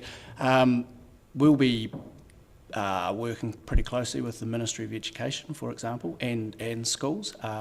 It won't be, and we've started some dialogue with them already and made it quite clear this is not just a DCC approach. This will be looking for partnerships.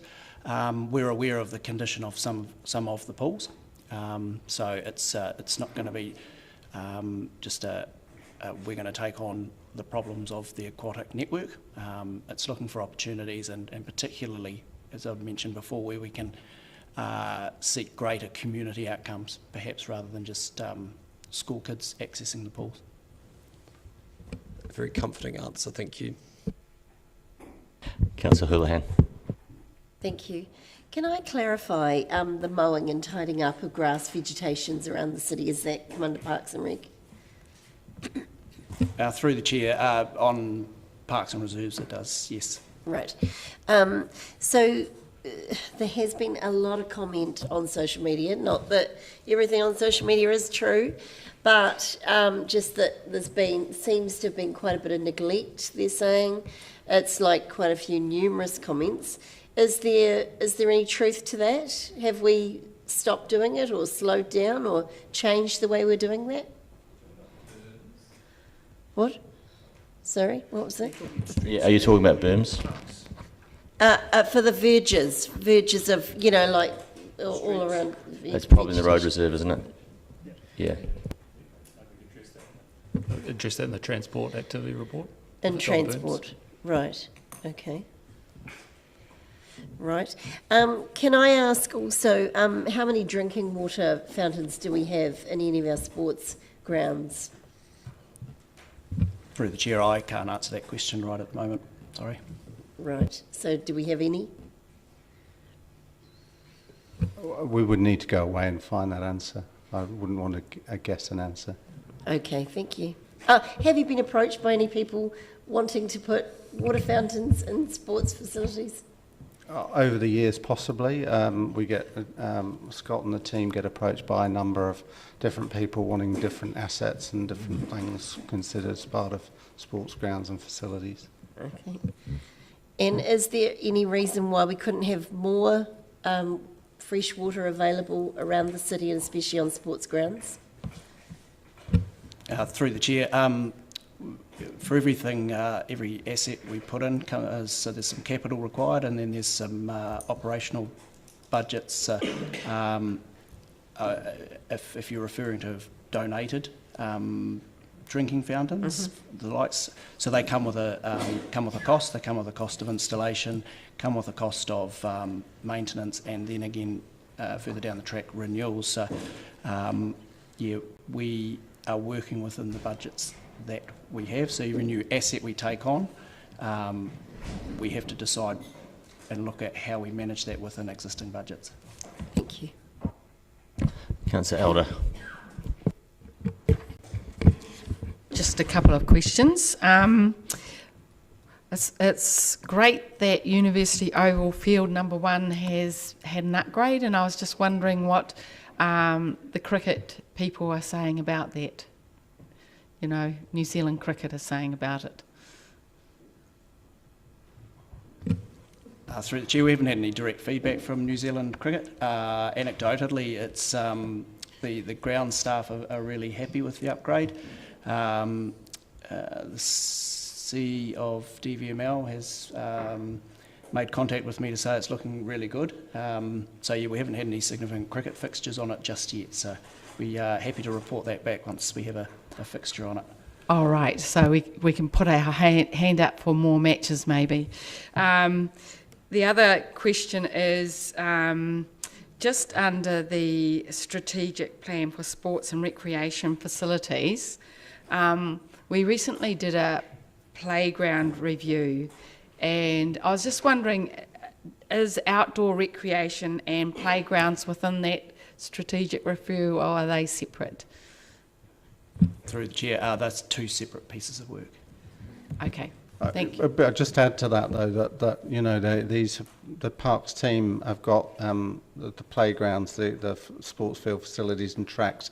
Whilst they're separate projects, they do interlink, because it's really hard sometimes to pull those things apart, and they're all around active participation and activity.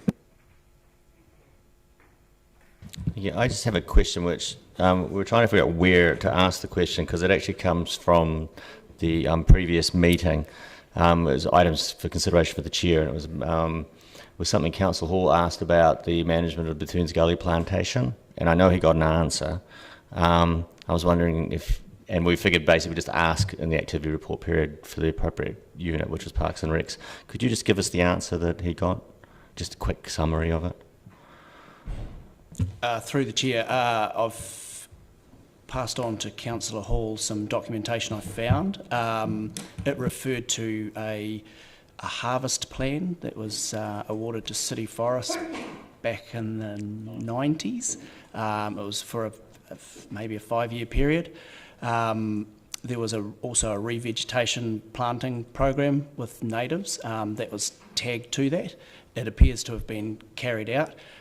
Councillor Hall asked me to look for some more documentation, and I think I may have found it in the last week or so.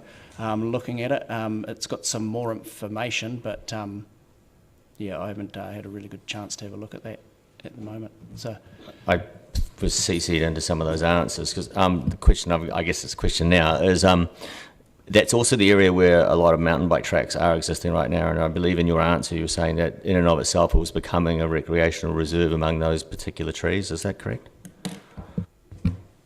Yeah, through the chair, that is correct. Some of the harvest boundaries, there's been a significant development of mountain bike and recreation tracks in that since those plans were drawn up. That's great. I think I'll just leave it at that. I just wanted to capture that. I figured this would be the best place to do it. Any more questions relating to the activity report? Can I have a mover that we note it? Councillor Barker, Councillor Hall second it. Councillor Barker, do you want to speak to it? Any speakers?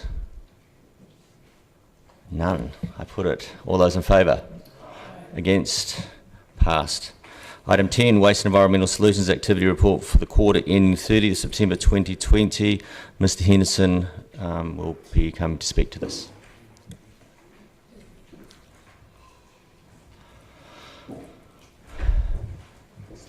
Welcome, Chris. Do you wish to speak to anything on the report, or just take it as read? No, I need to point out that when the GSOs were valiantly trying to do the agenda at the last minute, there was a problem with the graph on page 52. So that graph was replaced at the last minute, so that the text in paragraph 9 immediately above doesn't actually match what's in the graph now. Oh, well, there go the questions for the meeting. Any questions? Councillor Barker. I just have a question. Oops. Sorry. I just have a question around the waste minimisation and management plan. Today we've heard a little bit of frustration about, I guess, the implementation of the plan. Do you know can you tell me, how is the waste minimisation plan governed and monitored to ensure that it's executed? Is there like a leadership group? That's the question. No, at this point in time, none of the goals or targets of the waste minimisation plan are actually objectives or levels of service measures for my group. The 10-year plan proposed levels of service actually include the targets from the WMP. So at the moment there's no reporting mechanism or oversight of whether the WMP is achieving its goals or not. Okay, thank you. Can I just follow that up then? Is that really what Waste Futures will do? Is that the point? That Waste Futures is a significant part of actually trying to provide infrastructure to support the outcomes of the Waste Futures project, yeah. Of the WMP, sorry, those targets and the investment objectives, yeah. is it fair actually to say that it's probably not well named as a plan because it's more of a strategy document? Is that why it's largely missing a lot of deliverables? Because the deliverables are actually sitting in another body of work, which is the waste futures. It is a bit of a misnomer. The WMP is basically a strategy, however, the legislation calls it a WMP, so that's what we call it. However, it used to be called a strategy years ago. It takes the form of a strategy, but it is called a plan. And then when we do get to the point of waste futures coming to us, that's when we'll start seeing, in presumably the activity reports, our progress towards achieving those goals. Is that when we should be starting to see more or less what Councillor Barker was looking for?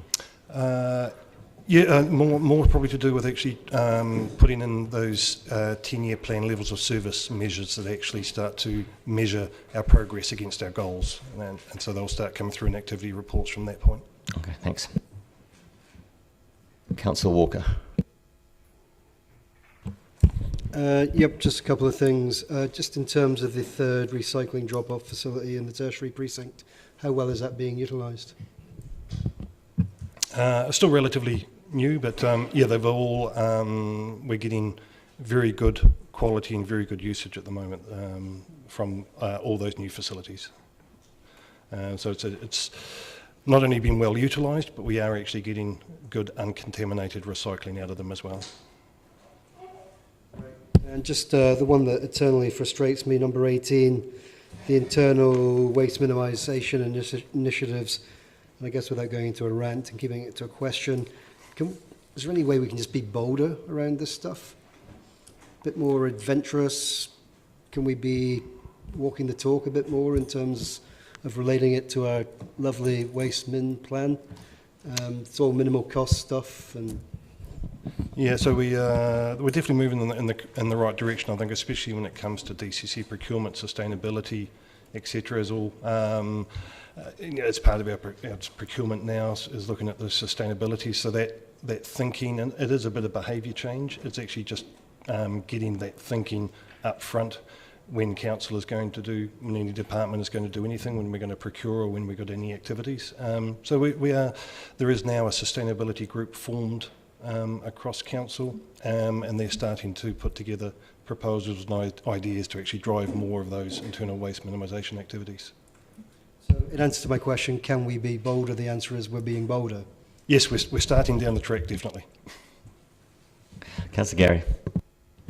Mr Henderson, when I attended the Disability Issues Group for the 10-year plan, there was a very clear message around recyclables and the confusion around what's accepted and what isn't, and I'm referring particularly to number 20, item 20, and I was wondering, have you found there's an ongoing issue with people in the community understanding the change? I've certainly had a lot of feedback, and that was one I picked up in the community of people really not understanding the change. Yeah, so that's definitely feedback we get all the time. It is going to be an ongoing problem. I see that just recently Queenstown has announced that on the 1st of December they're changing what they accept, which will also match what we're currently accepting. So different areas of New Zealand are accepting different materials, and we've obviously just after COVID when we changed our acceptance criteria. Now that we've done this first round of audits, we've identified what the primary contamination is, and we're putting a campaign together to actually just educate people on those particular items. A lot of people are unaware of what we've done so far in advising people. So yes, but now we're actually doing some specific targeted campaigns. Excellent. That was my second question, what specifics, and you've answered it, the campaign. Thank you. So I'm trying to get Councillor Elder's eye that I've got her eye. Councillor Vandervis. The tyre collection services company in Christchurch that takes tyres, are you happy that they properly recycle them? What do they do with the rubber and steel content? So the steel content is recycled in New Zealand, but the rubber itself is actually going to India and is used in factories over there, cement factories over there for fuel production, for fuel. So to the best of our investigations, it is all above board, and it is actually going for the use that they've told us it is. But the rubber's actually burned as a fuel in India? Yep, yes. Right. So the cost, the tyre collection services, do we just send tyres from our landfill, or do we encourage tyres from Greater Dunedin businesses all to go to the same tyre collection services? We don't encourage it. It's the ones from our landfill. I believe that service from Christchurch does collect from, won't name any firms, from other from businesses around us, but it's only the ones that we collect at landfill. And the cost per tyre to somebody who brings a tyre to the landfill is currently what? $5 for individual tyres, $300 and something for a tonne of tyres. Okay, and the cost that tyre collection services charge you, is it basically just freight, or do they charge for the collection of the tyre as well? No, they charge for the freight, basically, yeah. So the charge that we collect at the landfill doesn't actually cover the charge. The rest of it is subsidised from our waste levy funding that we receive.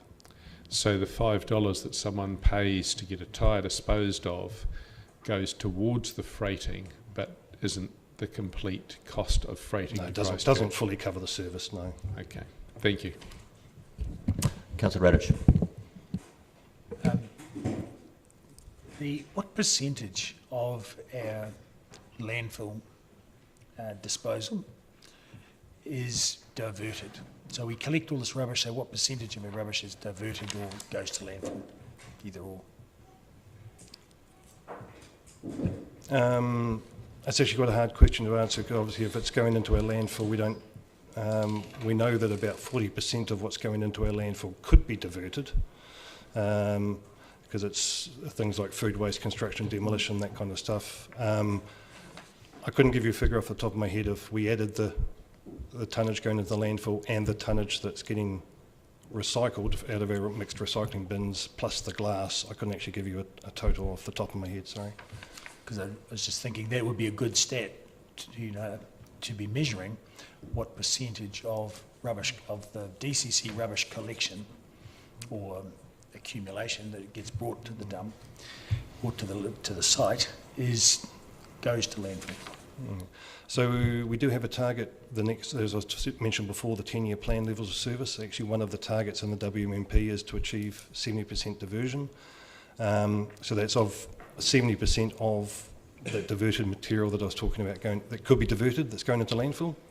So to put some figures around it, for argument's sake, if we're getting 60,000 tonnes of waste into the landfill, there's at least 30 to 35,000 tonnes of that could actually be diverted if we had the infrastructure to do it. And so we have a target in the WMP, and going into the levels of service is to try and achieve at least 70% of that. Thank you. Councillor Barker. Thank you, Chair. My question's around, like Councillor Walker, number 18, just what's happening internally with the DCC. Now, councillors have an office in the DCC, and we're not included in these sustainability initiatives, in both Councillor Walker and I, as well as the disposable cups, witness things like the plastic bags on our rubbish bins, the food being delivered in copious amounts of Glad wrap, overpackaged tea bags, etc. Oh, the hot water left on. So we would like to be included as people that live within the DCC ecosystem, please. That was, how am I going to make that into a question? Please, can you include us? Councillor Elder. Thank you. Just following up from Councillor Gary's talk about the need for updated cards or communication around what you can do and with different plastics, etc., and the lack of understanding around that. One of the people in the disabilities advisory group said it would be quite good to have pictures, so people can understand what fits into what criteria, to make it really simple. Because so could that be done, you know, like in your communication, having pictures of what's suitable for what thing? It already has been done. So a lot of the communication that we put out in printed media included example pictures and examples of the recycling symbols. We do have an obvious issue, and that was really prevalent during COVID, that trying to actually get people to read the information or to notice it's there is our problem. We put out a whole lot of information, but we struggle to get people to actually take notice. So that's why we're now trying to develop slightly more targeted campaigns for people, and that's one of the reasons why we actually do the curbside audits, is to actually basically put stuff in people's letterbox to tell them that they're making a mistake, and targeting the households themselves. Yeah. We had some people talk to us about waste and recycling, etc. And I was just wondering, is there any thought in the future of having a rummage store in town as well as out at the landfill? Yes, so the draft 10-year budget does include an allowance for actually trying to establish a reuse recovery store in the central city itself, preferably located near the university. That's what I was thinking. And on the same point, you've got an education centre which is being established. Is there any thought to, again, perhaps with that central city location, having education in town? Well, that would depend a lot on the site that we could find and how much room we had available. It would be our preference would be to have a fairly decent site that could actually then host composting workshops, sustainability workshops, education programs and that kind of stuff. The site that we're establishing at the landfill is more around trying to educate people on the environmental impacts of waste itself. So normally that's combined with a tour of the landfill itself. Yeah. But yes, preference would be able to have a large education component of a reuse recovery store. Yeah. Thank you. Councillor Houlihan. Thank you, Chair. Can I confirm, so have I read that right, with the tertiary recycling centre or facility, is that open yet, or are you still working on that? No, the new ones are all open now. Yep. That's open. So do people, it says curbside somewhere here, I think. Does that mean people can put the stuff out and they'll come and pick it up from their house for the recycling? Or do you have to take it to the centre? Is that paragraph 13 you're referring to, Councillor? That's, yes. So that's a facility to supplement curbside. So basically it's a drop-off point for people, right, for recyclables. Yep. Right, so if they've got, say, couches, old beds, drawers, they can't bring those there? No, it's only the stuff that we currently recycle. So we're talking glass, plastics 1, 2 and 5, okay, paper, cardboard, that kind of stuff. Yep. Okay. What have we got to deal with? Because at the end of the year, you know, a lot of students don't take, you know, they don't have, some of them don't have a car or they don't have a trailer or whatever. So there's a lot of stuff left in flats. What have we got to deal with? Beds, couches, because those things could be sold at a centre, like, you know, a recycle centre. Is that something we could look at doing? Yeah, so that would be part of when I mentioned before about if we were to have it close to the university area. Because at the moment, no, we don't have, it's up to the landlords to clean out anything that's left behind in the flats and bring it to Green Island Rubbish store. If it can actually be reused. Have we considered doing a curbside pickup for some of that at Christmas? Because that would be really good. We do additional collections through that area a number of times a year. The university also has their skip days, however they're stopping their skip day service. I know. And they're bringing in a service where students can drop stuff to the waste management Wycliffe Street site. Basically, I don't know all the reasons behind that, but the university has also just realised that it creates more waste than it actually solves. We don't actually have any facility or any sort of additional budget to do just big clean-ups of anything that's left out. Yeah, because it's quite a major problem, certainly at that time of year when they're all changing flats. Yeah, although to be honest, the students themselves probably aren't the issue in that area at that time of year. Right. Well, October, no, from now really there's an issue with students. Would you not say? The students themselves are actually normally pretty good. It's and I won't. Sometimes it's actually when the flats are refurbished in between academic years. There's a lot of that stuff just gets dumped out by the owners of the properties. But that's because it's left from the students. We're in questions, not debate. Question. Yeah, well, so the compostable stuff. What have we got any plans to get more areas where we can actually get rid of compostable? You know, like we talked about earlier. I don't know if you heard that discussion, but with plates and forks and things that say they're compostable, but they at the moment they have to be, broken down and say hot things or something. Do we have any plans for something like that? So at the moment, there'll be a report coming to you very soon regarding MFE consultation on hard to recycle or unrecyclable plastics, about actually banning a lot of that stuff in New Zealand. There is also work going on with the Ministry of the Environment for trying to bring in something like the European standards, because European standards actually things have to be marked, whether they can be composted at home, whether they have to be industrially composted and that sort of thing. There is a lot of misinformation in the New Zealand market about oxo-degradable, biodegradable plastics. Because there's no rules or standards in New Zealand,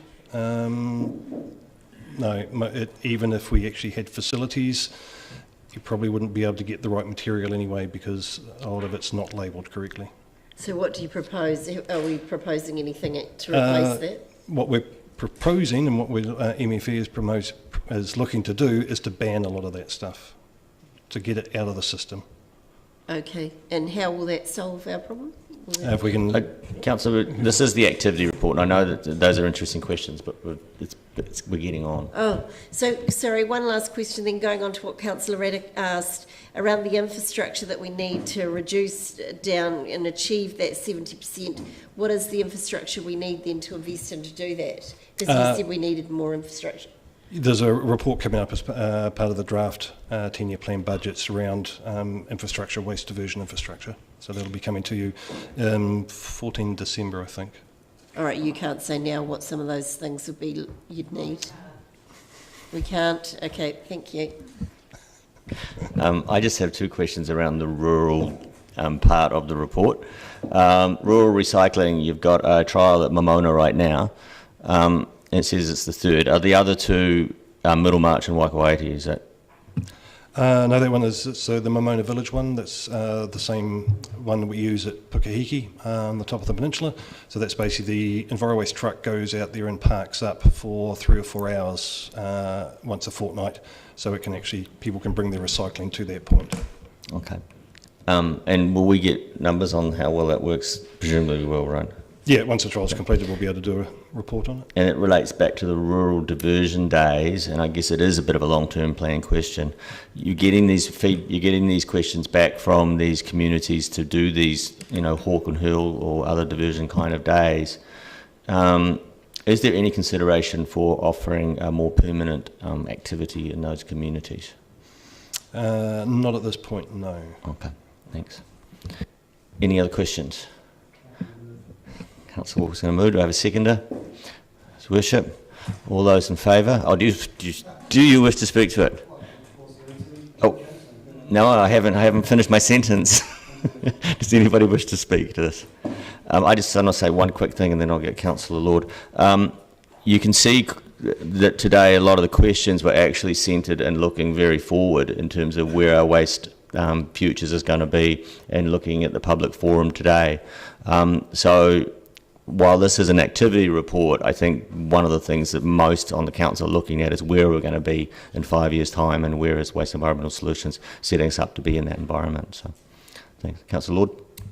Yeah, look, I'd just like to comment, just really following on from Fiona's submission earlier in the public forum, but I've read this report and I think it's actually quite a good report, and I note if you look through the paragraph 9, there's a reduction of 1,090 tonnes, although Chris did say that figure wasn't quite correct, but I wasn't sure what the figure was, so there was stuff diverted from the landfill.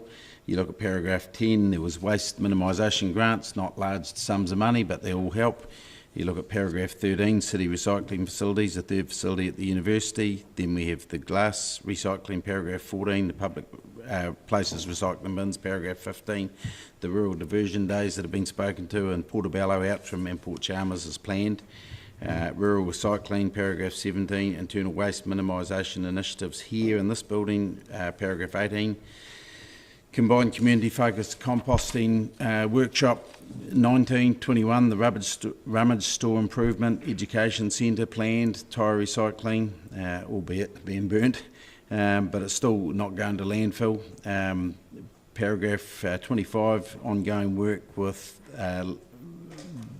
diversion of stuff from the landfill, and then the capital projects. You see they've got the Waitaki Wakawaiti transfer station, the Middlemarch transfer station, and additional city centre recycling facilities. And look, we may not be perfect, we may not have done everything, but to say that people have been waiting for 20 years, I just think it's a bit harsh, because the whole time I've been on this council, I've seen the work of Kath Irvine and her team, and I've seen this sort of work has not just happened this year. This is not new. It's ongoing year on year on year. And I just think staff need to be congratulated. And while it might not be quick enough for some members of the community, we're certainly heading in the right direction. Thank you, Councillor. Any other speakers? I'll put it. All those in favour? Against? Carried. We've got like 6 more items to go, so I'm going to propose that we adjourn for just under 10 minutes, and 8 minutes by that clock. So adjourn to 3:20. Move, Secretary Councillor Walker. All those in favour?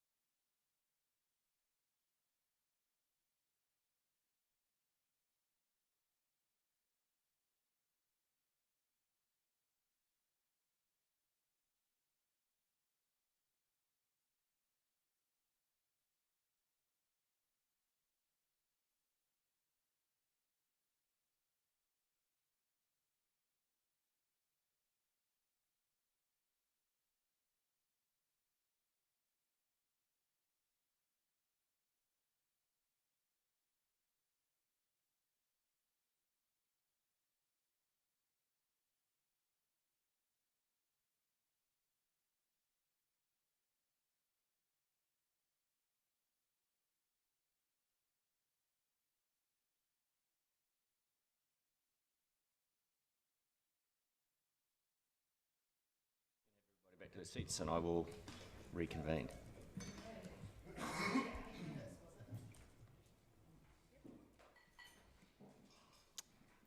It's 3:21. I'll call this meeting back to order and move on to item 11, Property Services Activity Report for the quarter ending 30 September 2020. And I do kind of remind everybody that we are talking to the activity reports, not to the long-term plan.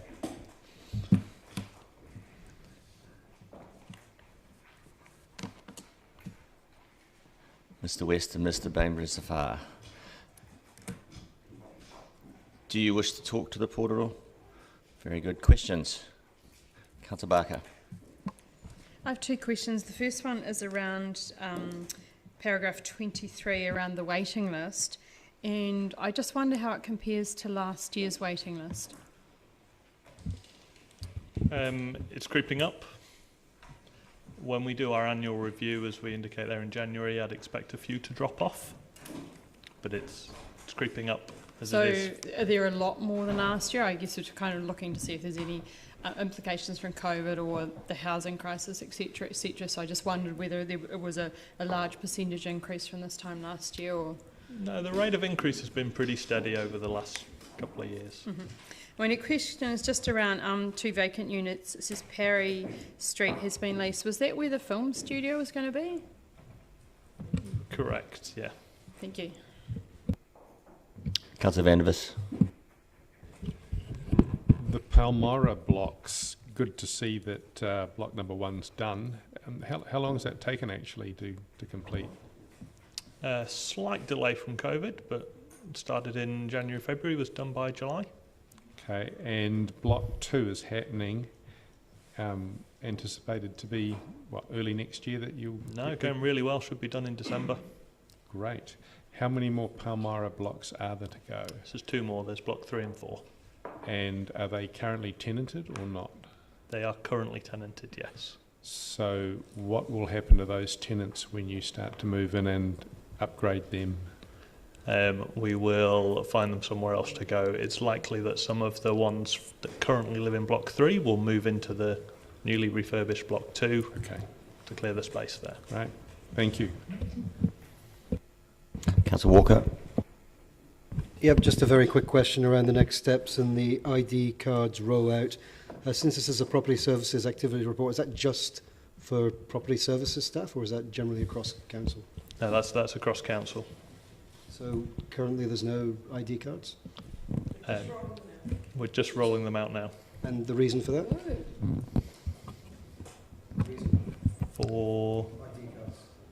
To improve building security. Councillor Gary. Thank you. Mr Bainbridge, item 14, around the satisfaction surveys that you do and the tenants for whom housing doesn't meet their needs. And I was particularly wanting to ask about the disability-related needs and showers versus baths. How do our tenants manage if they have disability needs that develop and they're in a house which has a bath and not a shower? How on earth do they manage while they wait for some better, more appropriate accommodation? So we have a couple of options. Either we can move them around within our portfolio, or there's a fund available through the Ministry of Health to do disability adaptations to existing housing. Does that mean they have to move out while that's being done for the shower, or it can be done while they're living there? Depends on the scale of the upgrade. Usually it can be done while they're living there. Usually it's handrails and... Great. Okay, thank you. Councillor Radich. Do we have a program of upgrading our social housing to meet disability needs on an ongoing basis? There's currently a review of the process that will be brought to council in December. We don't specifically provide housing for people with disabilities. Kangaora do that. So if people have severe disabilities, they will typically look for housing through Kangaora rather than ourselves. Right, so what percentage of our housing is disability friendly? It's difficult to say because there are varying levels. Yes. So I mean, it wasn't a very specific term, but I suppose, wheelchair capable. I wouldn't be able to say. I'd have to have a look at how many of them have at least a step up to the house. Do we have many wheelchair using tenants? I don't know. I'd have to get back to you on that one. But certainly the new development at School Street will be universally accessible. Right. And we'll have universally accessible bathroom facilities. And exactly, yeah. Yeah, throughout. Right. And how many will that be? That's 10 units. Right. Thank you. Any more questions? Councillor Fisa. Thank you, Mr. Chair. Thank you so much. Apologies, I probably should know this. But I'm just noting the summary of considerations on page 68 in terms of impact on Māori. Do we actually keep statistics on our tenants, whether they're Māori or not? We're starting to. Historically, we hadn't. Thank you. Councillor Benson-Pope. Thank you, Mr. Chair. Couple of questions. The issue of the capital work that Councillor van der Vis also referred to, I think it's great to see that going, as well as the new atrium across the road and the work next door, and it's that I wanted to ask about. Is there going to be an investigation or possible introduction of ways of coping with the bird problem that's become apparent in the municipal chambers while that other work is happening, or is it not a problem? Yeah, the birds are an ongoing issue for us at the Municipal Chambers building. We're always looking at different techniques to manage them, and I've no doubt if we do some exterior works, that will probably have an effect on the bird population there. It was the case though, wasn't it? And they're still visible on the sills, including in the room next door, that there were bird spikes to deter birds from roosting on those sills, but those spikes were removed for whatever reason. Was that because they were socially unacceptable? They certainly were to the birds, or were other solutions considered? I'm not sure what's been removed or where. There are still bird spikes on the building. Right, but not on the ones out there where birds are currently roosting, I believe. Pigeons can get round them. Seagulls can't, but the pigeons can. I look forward to you solving the perennial problem. The second one is about the Sims building and talking about maintenance, preventive maintenance. I, for the life of me, can't recall exactly where the report that we asked for is. And I know I think I'm correct in saying that the decision to remove the roof was made before your time, that's correct? But nonetheless, there is still concern in the community about the ongoing damage that's happening to that building while we decide what we're going to do or not going to do. And given that we accuse others of demolition by neglect, I'm wondering what you can tell us about any consideration that might be being given to protecting that building, putting the roof back on, say, or some such. And if not, when will we hear what is going to happen? Yeah, we're currently in negotiations with a community group called the Port Chalmers Foundry Trust, who have spoken at public forum on a number of occasions. They are very positive that they have a use for the building, that they can put a roof on the building and have a community use for it. They are currently undertaking due diligence. We have offered them heads of agreement on a lease, and that may well be an option that we bring forward to council to consider it early in the new year once that group has considered their due diligence. And what would be the likely timing on some sort of resolution of whether they've got that capacity or not? It's difficult to say, but they have an agreement with Port Otago, who have provided them with a spare roof, essentially. So they're pretty confident that they'll be able to fundraise what they need to get that building so it's watch usable the again. space. Mm-hmm. Thank you. Councillor Houlihan. Thank you, Chair. I'm not sure whether this is your department or someone else's, so obviously let me know if it doesn't.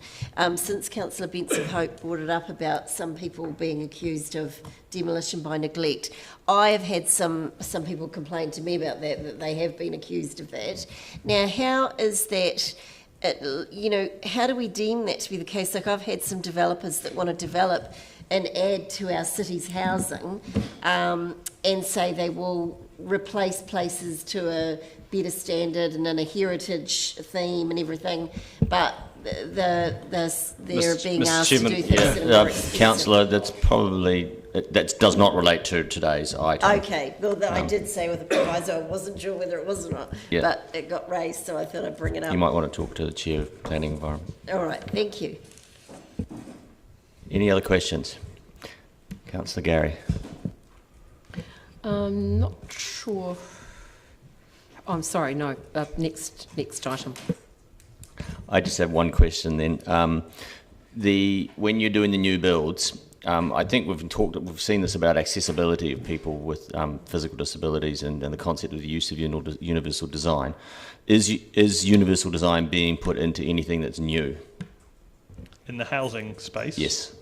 Yes. Yeah. And is it probably fair to say that many of the times when we're looking at houses that were built in the 40s and 50s, well, probably 50s, 60s and 70s, those design considerations weren't in there in the original design, so we're looking at significant retrofit and you're doing the best you can with it? Correct, yeah. Okay, thanks very much. Any more questions? Okay, do I have someone to move this? Councillor Elder, Councillor Gary seconded. Do you want to speak to it, Councillor Elder? Just a small commentary. Thanks for all the work you've done, but also a big thanks to both Parks and Rec and Property for applying for and gaining a significant amount of money. One, to help community halls and do them up, which are really important to our communities, and the other was getting ranges through DOC and Freedom Camping, which also helps our community and our visitors. So I just want to congratulate them on getting that significant amount of money for those things. Thank you, Councillor. Any other speakers? You won't reply to yourself then. I'll put it. All those in favour? Against? Carried. Item number 12, Transport Activity Report for the quarter ending 30th September 2020. Ms. Benson, I believe will be presenting that.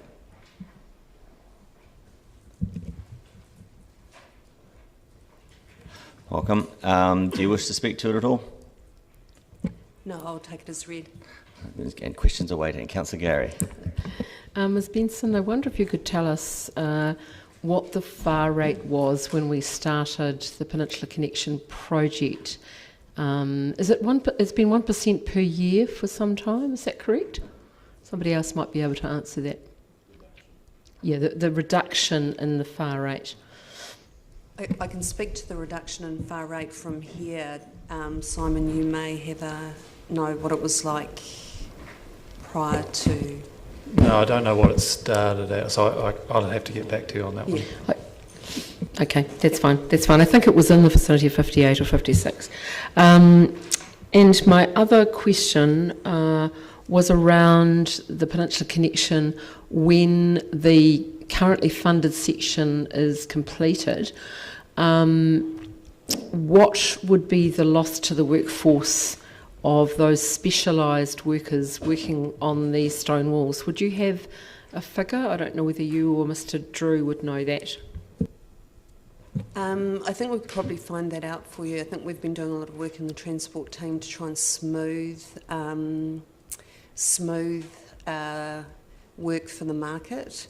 We had a briefing with them just last week in order to retain some of those skills. Excellent, thank you. Any other questions?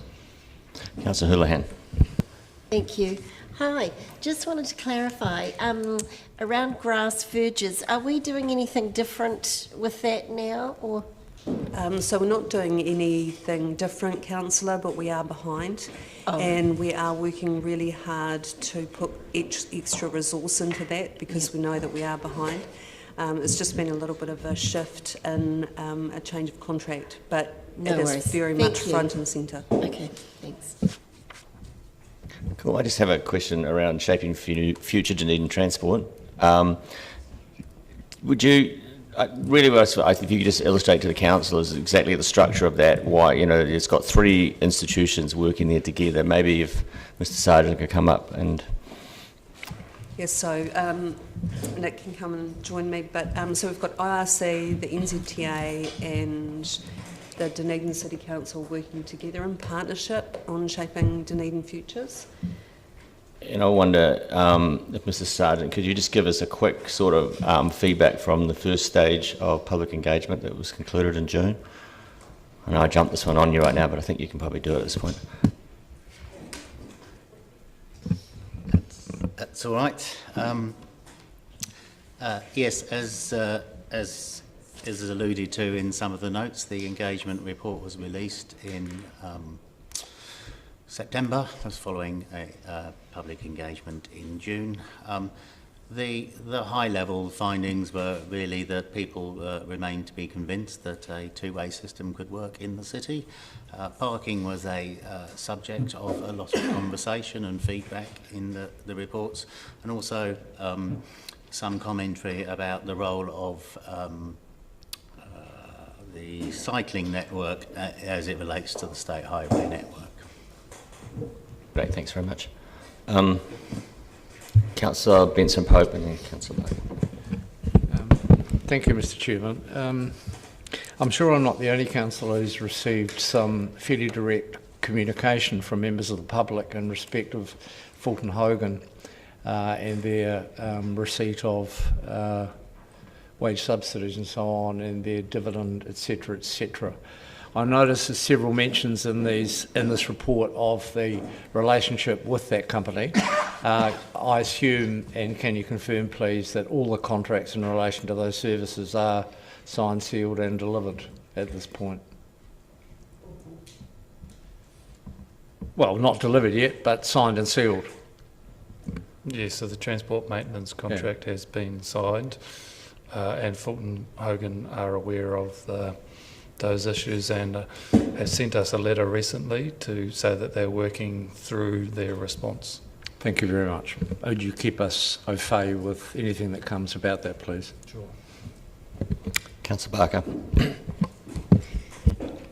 Thank you, Chair. Just in reference to paragraph 18 around the capital renewals, I was just wondering, it says around the shortfalls in Waka Kotahi funding. Could you give us some background on that? I'm asking as in relation to our chances of getting more funding for that to fund our capital programs for the LTP. So what the transport team did was develop something called an asset management plan, which is a condition-based monitoring tool to establish what your renewals profile will be. And the funding from the agency for that is short about 35% on what the asset said is necessary. And so when we go talking about long-term planning, even though we're not supposed to, just going into the long-term plan process, would this affect our ability to attract more funding from Waka Kotahi? I think that's probably too early for me to say, Councillor. Okay, sorry. Thank you. And my other question is just around the city to waterfront bridge connection. Is funding for that still in our planning system? So in the last LTP, I think we had 20 million for the city to waterfront bridge connection, and we'll be coming to you in December with some options. Thank you. Councillor Fiso. Tēnā koe, Mr. Chair. Tēnā koe. Thank you for your mahi. My question relates to the road maintenance contract and paragraph 8.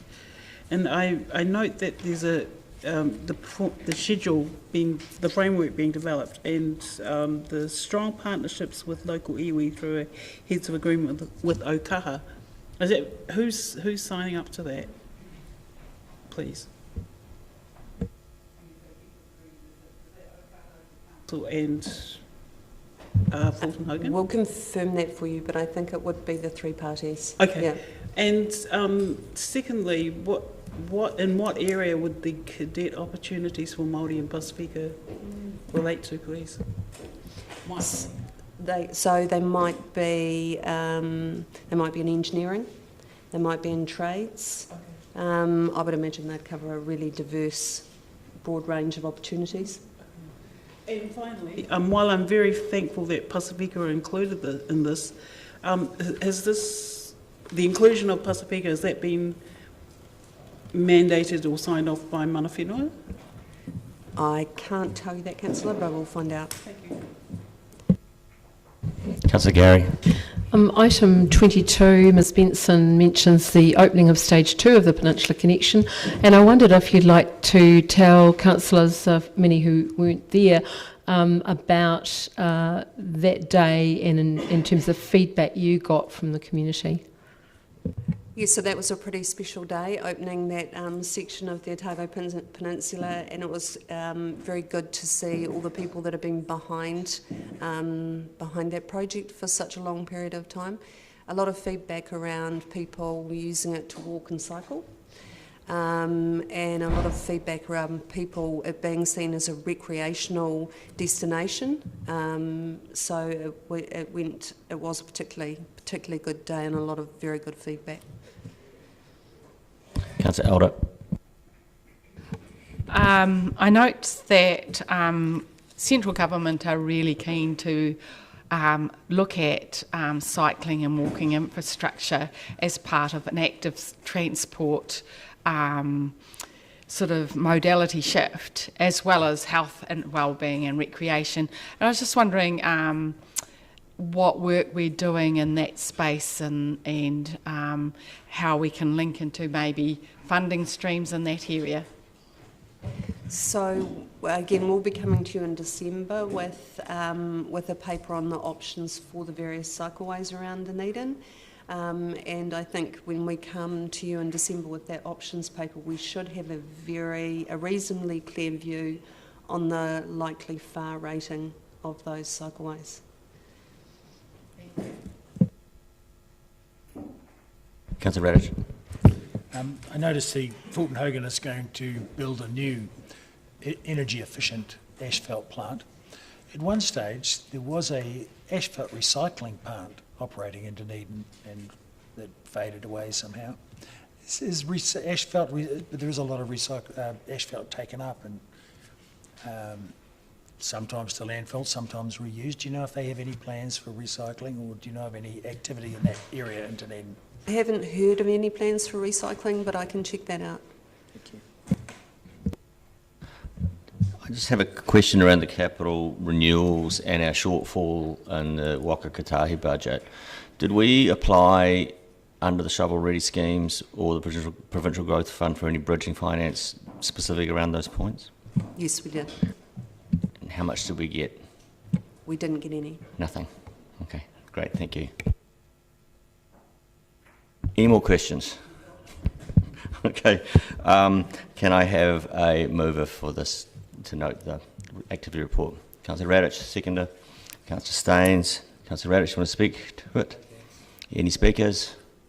Councillor Hall's throwing things, but I think he wants to speak as well. Councillor Reddick says about asphalt recycling. It's very scientific, because you have to have a large quantity of the same product. Now, when we're taking up asphalt, we've got stuff that's 50 years old, 30, 40, 20, 10.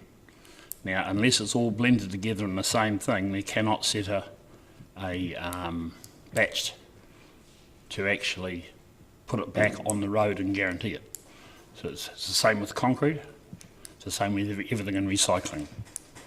Downers are looking at trying to do it now again. They've already tried it because you come to polymer mix, which cannot be recycled, and there's so much and it's all mixed up together. If you go on the website and look around the world, they have hundreds of thousands of cubic metres of asphalt, concrete, and it's all, as they take it up, it's all put into separate heaps. Then they do a mix and a recipe to bring it back so they can guarantee your product. We haven't got enough volume here, and that's where the recycling plant that was in Dunedin failed. It was built to go onto a site like you're digging up 50 kilometres of drainage through a city. All that stuff came out, got stockpiled on site, went through the machine, got melted down and relayed. What they tried to do here was take up millings, 20-year-old asphalt, 50-year-old asphalt, and put it all in, and there was no recipe. that you can guarantee a product. That's why it failed. It's very, very scientific, the reuse of it. Cool. Councillor Gary. Thank you, Chair. I wanted to speak to one particular item in this report, and it won't come as a surprise. It's about the Peninsula Connection.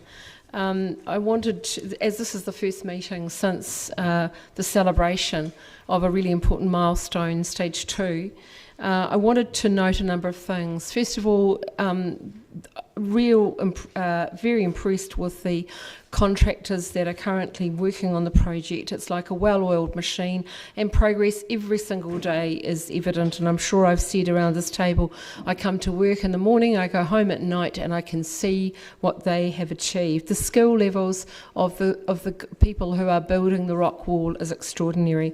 It's delivered for the community, the local community, and for the city, an extraordinary amenity that's connected the community out there and made it so much safer.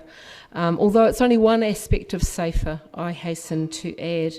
The contractors have developed a special relationship with the community, and I have been impressed at their attention to health and safety, because it is the wish of, I'm sure, this council and the community that no one gets hurt in delivering this project for the city. And I look forward to our discussions as we go forward on how we can fund the last bit, because we will have a completed project that will go right round with the work being done on State Highway 88 to Port Chalmers. And it's a point of real pride, and it's been said to me many times by people in the community that this council, although we all know that it's gone back beyond into other trienniums and it was community-led, but council is seen to have had great vision in supporting this project, and I look forward to that vision continuing till we complete it.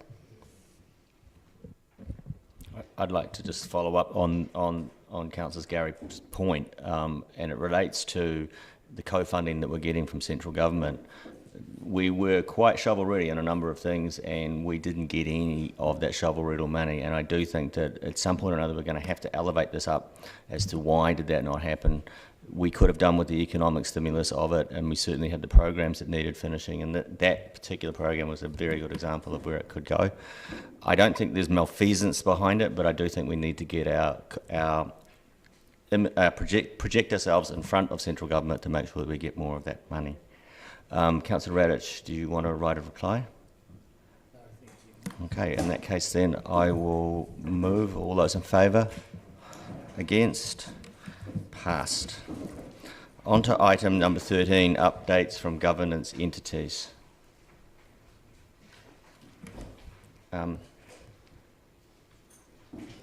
Janine's here as well, is not? Ms Sullivan is here to present it. This is a kind of a new thing, really. Probably, I don't actually, the bottom line was I kind of asked for this myself, actually, so I guess I'll speak to it. We have these committees that we send councillors off to, and they act on behalf of the council and they perform a function, and I think they generally do a good job, but no one is in that room on that day, and so this is a mechanism for bringing back what goes on in those rooms so that they can be, people can feel confident that decisions are being made in a manner that respects the transmission of information and other such things. So these minutes are actually just for noting, not for debate. It's rather so that we can get them into a public forum and you can read them.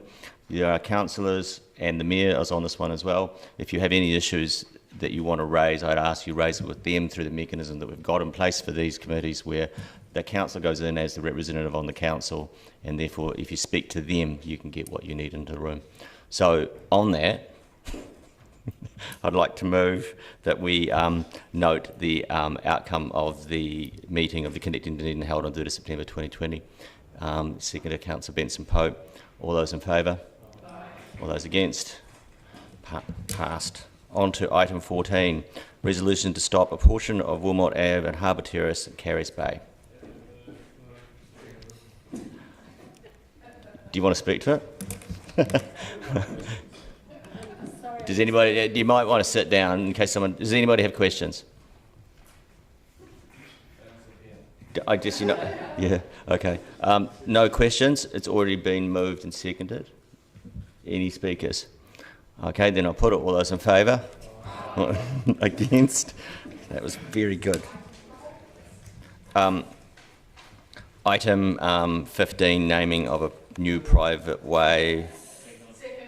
Any questions? Any speakers? I'll put it. All those in favour? Against? Passed. Item 16, draft litter compliance policy 2020. I think there might be some questions here.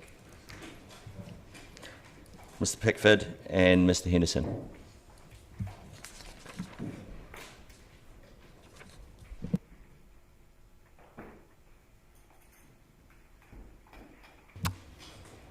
Do you wish to speak at all to it?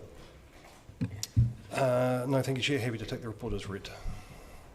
Okay, then, Your Worship. Yeah, thank you, Mr. Chairman.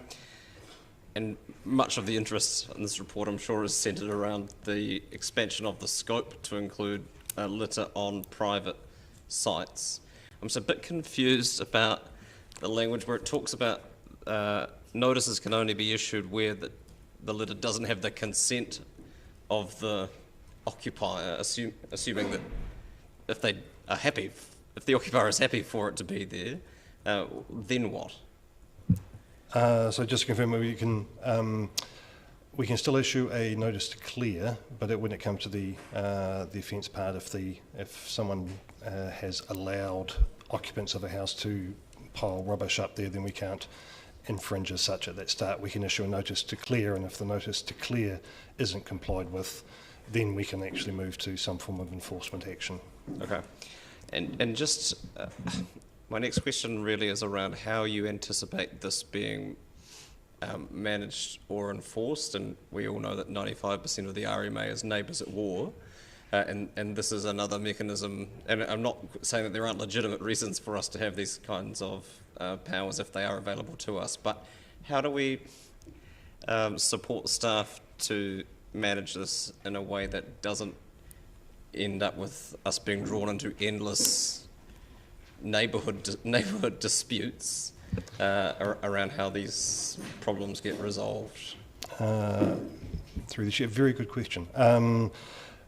There is still some work going on. Obviously, we still need to publicly notify and then actually adopt the policy.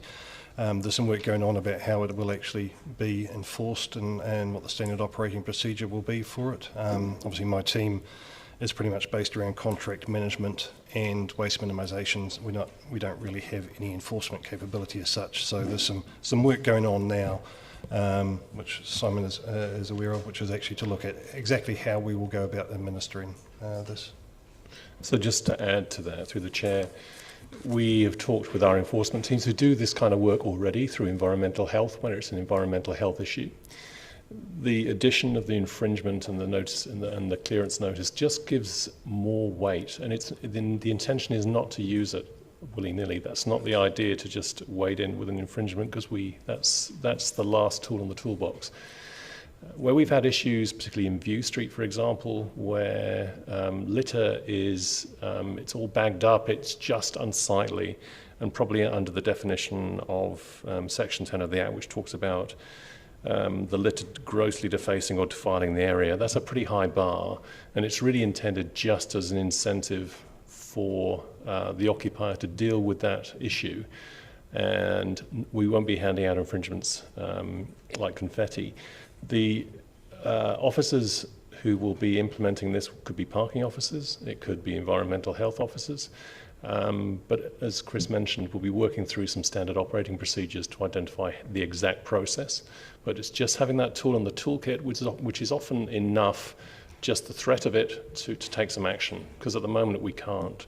The only action would be through a court process, which is a sledgehammer, to be honest. Yeah, thank you. I mean, there are effectively two ways of doing it. You can respond to complaints, and no doubt, should this proceed, people will avail themselves of that opportunity, or you can proactively monitor areas. Would it be your intention at a high level, understanding that the SOP hasn't been developed, that it would be a combination of those things? It's likely to be complaint response only at this stage. We're not going out looking for these kind of issues. And I think as the report alludes to, it's really certain areas of town, certain properties that have this recurrent issue that we just want to be able to deal with if we need to. Okay, thank you. Councillor Barker. I guess my question kind of follows on from that about the reactive, proactive litter control officer, and I've heard you say that there's no enforcement capability as such, and every day when I come from the councillor car park, I'm often picking up rubbish and seeing broken glass around the area, and I wondered, are there any litter control officers that actually go out on patrol for rubbish or catch people throwing rubbish away? So maybe my choice of words wasn't so good before. There's limited ability for enforcement. So basically, I have the city custodian is the one position that sort of does some of that. However, he is primarily involved at the moment with checking curbside bins, follow-up checks on curbside bin audits. So no, at this point in time, we don't have anyone who's actually patrolling the streets looking for instances of illegal dumping, no. So do we issue many littering fines? I'm just talking casual litter. I guess background to that is obviously used to work at council, and we used to have quite a lot of complaints, as you note in paragraph 10 about the rubbish around the city, and I just wondered if we are actually catching people in the act and giving them fines. There's 2 points to that. So we tend to try and take an education attitude to start with, so actually just trying to sending people let's call it a warning letter in the first instance, rather than actually trying to hit them with a sledgehammer to start with. The other thing when it comes to general litter on the streets and that kind of thing, the Litter Act is quite detailed. You actually have to be able to have rock solid evidence of exactly who did it, and in most circumstances that's almost impossible to, unless they actually admit it or give you their name, you can't actually issue an infringement. The Litter Act is actually they're looking at amendments to it at the moment, so we're hoping that some of that will change. But at the moment it is mostly about actually trying to take an educational way of, educational. Mm-hmm. Okay, thank you. Councillor Fiso. Thank you, Mr. Chair. Tēnā kōrua, thank you both. Like His Worship, I had concerns about the scope. I mean, whether it's a big, not hammer, but, trying to dissuade people, and given discussions on previous items talking about the education of the community and then coming up with this as a measure, can I just ask, in relation to paragraph 7, how many is several when you talk about the warning letters that have been issued since May 1, 2018?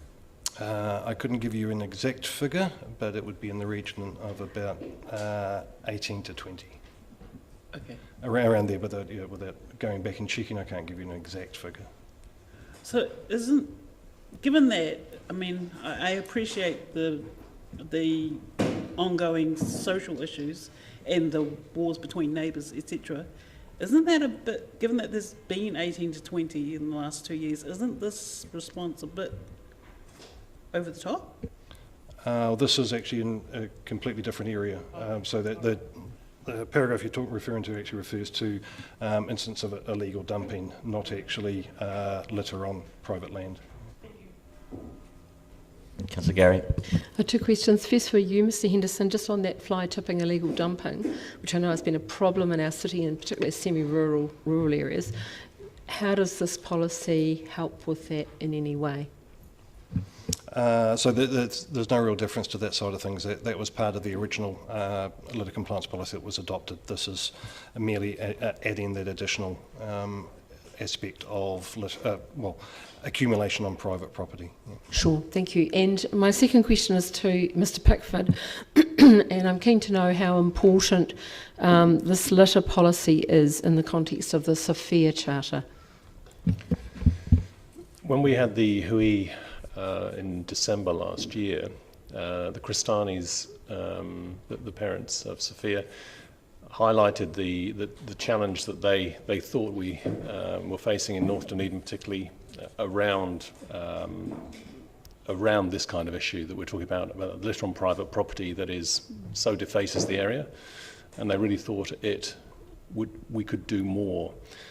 When we reviewed the litter policy and we started discussions with Chris around what we could do more, we identified this as one of those things that we could add an infringement to, and the conversations that I've had with Sophia's parents have been extremely supportive of this. They love the idea that this could be one small tool that we could use that would help deliver on the charter itself, and they were very, very supportive of the council adopting this policy if it so chooses.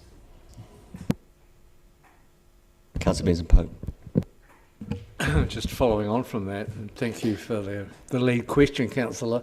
Mr Pickford, I assume that you would welcome the introduction of this policy to give you further tools to cope with stockpiling and other inappropriate behaviour in a certain steep nearby inner city street? Through the chair, indeed, this is one of those that nearby street that I think I might have mentioned before. It has been a constant issue. When we do have issues in that street, it is often a negotiation that we have to undertake with the tenants and with the building owner. Having this in the toolkit would just give us more weight and allow us to deal with it. And I know it's something that I have talked to residents in that street about, and the ability to act more with more authority than we currently have. Councillor Radich. Is there a schedule of penalties that goes with Section 18?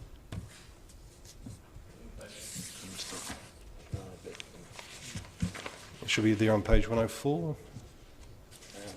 Yes, it is. Thank you. Councillor Wiley. Thank you. Mr Henson or Mr Pickford, enforcement powers, when we look at litter control officers and litter wardens, what sort of person would be a litter warden? Because it doesn't obviously do much. So that tends to be, so we have, we could, for argument's sake, we can make our contractors that actually do, if we had contractors out there doing collecting rubbish bins, that kind of thing, we can make them litter wardens. We wouldn't be asking them to actually issue infringements, but they would provide evidence to a council litter control officer who then could issue an infringement. So it would basically be just adding, in that regard, it'd be adding something into the job that the contractor does for us. Okay, so they can essentially, once they go and pick up the rubbish, they could then open it up, look for identification, and then forward that on to a litter control officer. Yeah. Yes. So what sort of person would be a litter control officer? Is it just staff, or is it, for example, people that we employ in the security side of things as well to have that power? Or yeah, it can be in that regard. They do have to be working for council in some aspect. But so it could be a contractor, it can be staff. Yeah. So they actually do have to be employed by council and some have an employment relationship with council. Okay, perfect, thank you. Councillor Elder. So could we say that this would be similar to, say, the sound control system or noise control system in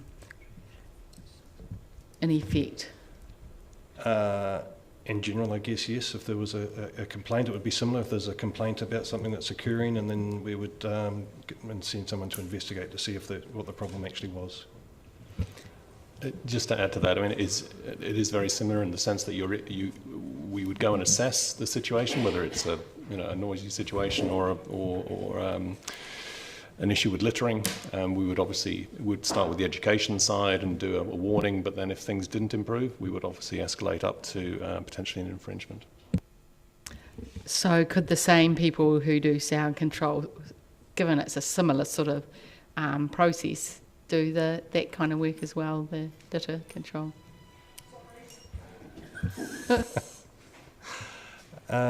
Yes, in theory. So that's one of the things about litter on a property is the fact that if it stays there for a length of time, it can become a potential health issue. So in that regard, it would make sense for environmental health to have this as part of their toolkit. They might be able to head off any potential situation that's developing. They might be able to head it off early using this. Thank you. Any more questions? Looking at this report and the fee schedule on page 104 versus the fee schedule on 111, it's the extra lines at the bottom of effectively ignoring the notice that's issued to you that effectively allows you to put the fine out in the long run, right? So that's your enforceability component of this variation of the Yes, correct. stuff that we passed 2 years ago. Yeah, excellent. Okay, any more questions? Do I have a mover? Councillor Gary. Seconder, Councillor Barker. Do you wish to speak, Councillor Gary? I want to start by thanking the authors of the report, Ms Irvine, Mr Henderson, and the leadership of Mr Drew and Mr Pickford, and I particularly want to mention Mr Pickford in his work with the Kristanis around this policy in the context of the Sophia Charter. It is possible that Elspeth and Bede, Sophia's parents, will be watching this live stream today. And I know they've had a very big weekend, and I just want to note that it is their wish to try and change the culture around littering in the tertiary precinct. And this policy will go some way towards doing that, give our staff some tools towards doing that. And I urge you all to support this because I believe we've heard that desire from the Kristanis. Our staff have put this into place through this policy, and now we have the opportunity to vote on it. Councillor Barker. Thank you, Chair.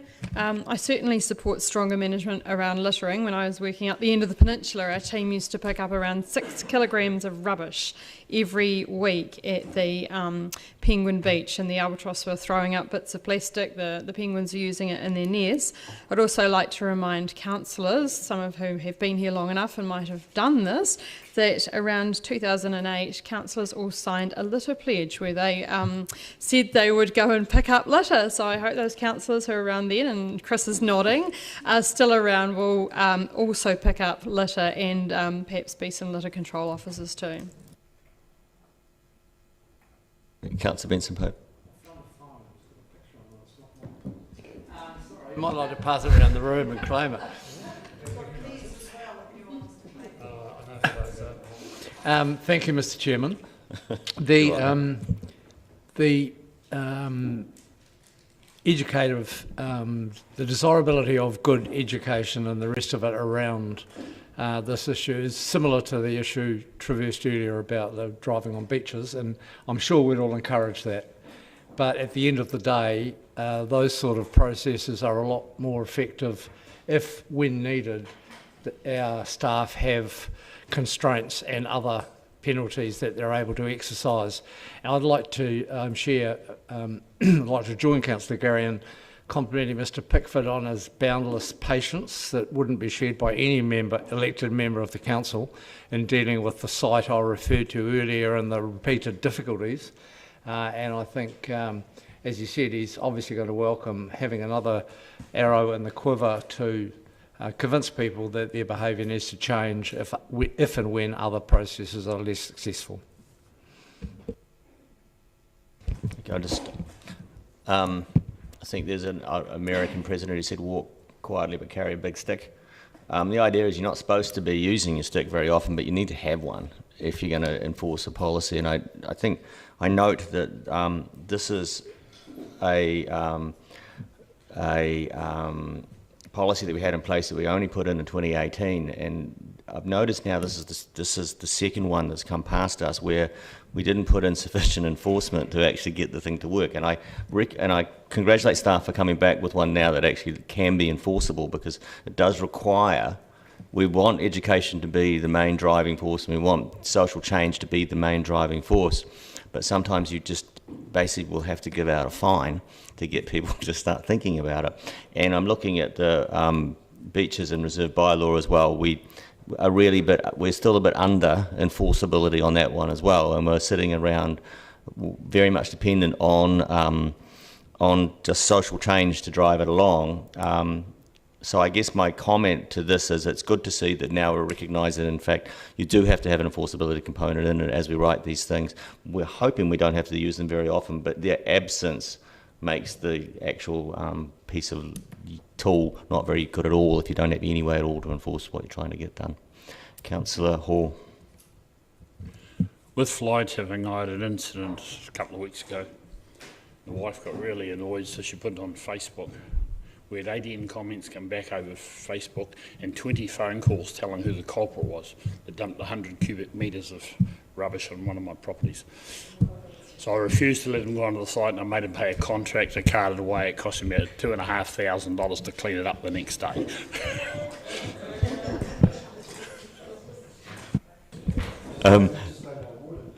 Councillor Garrett, do you want to reply to any of those things?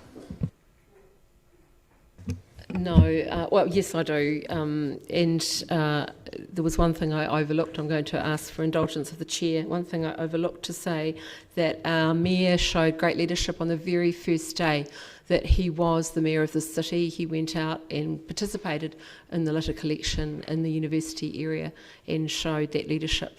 So we need to join that as we go through the triennium. Very good. I'll put it. Those for. Against. Carried. Last item is items for consideration by the chair. Does anybody want to raise anything to be considered by the chair? In that case, then, I will call the meeting closed at 4:10. Thank you.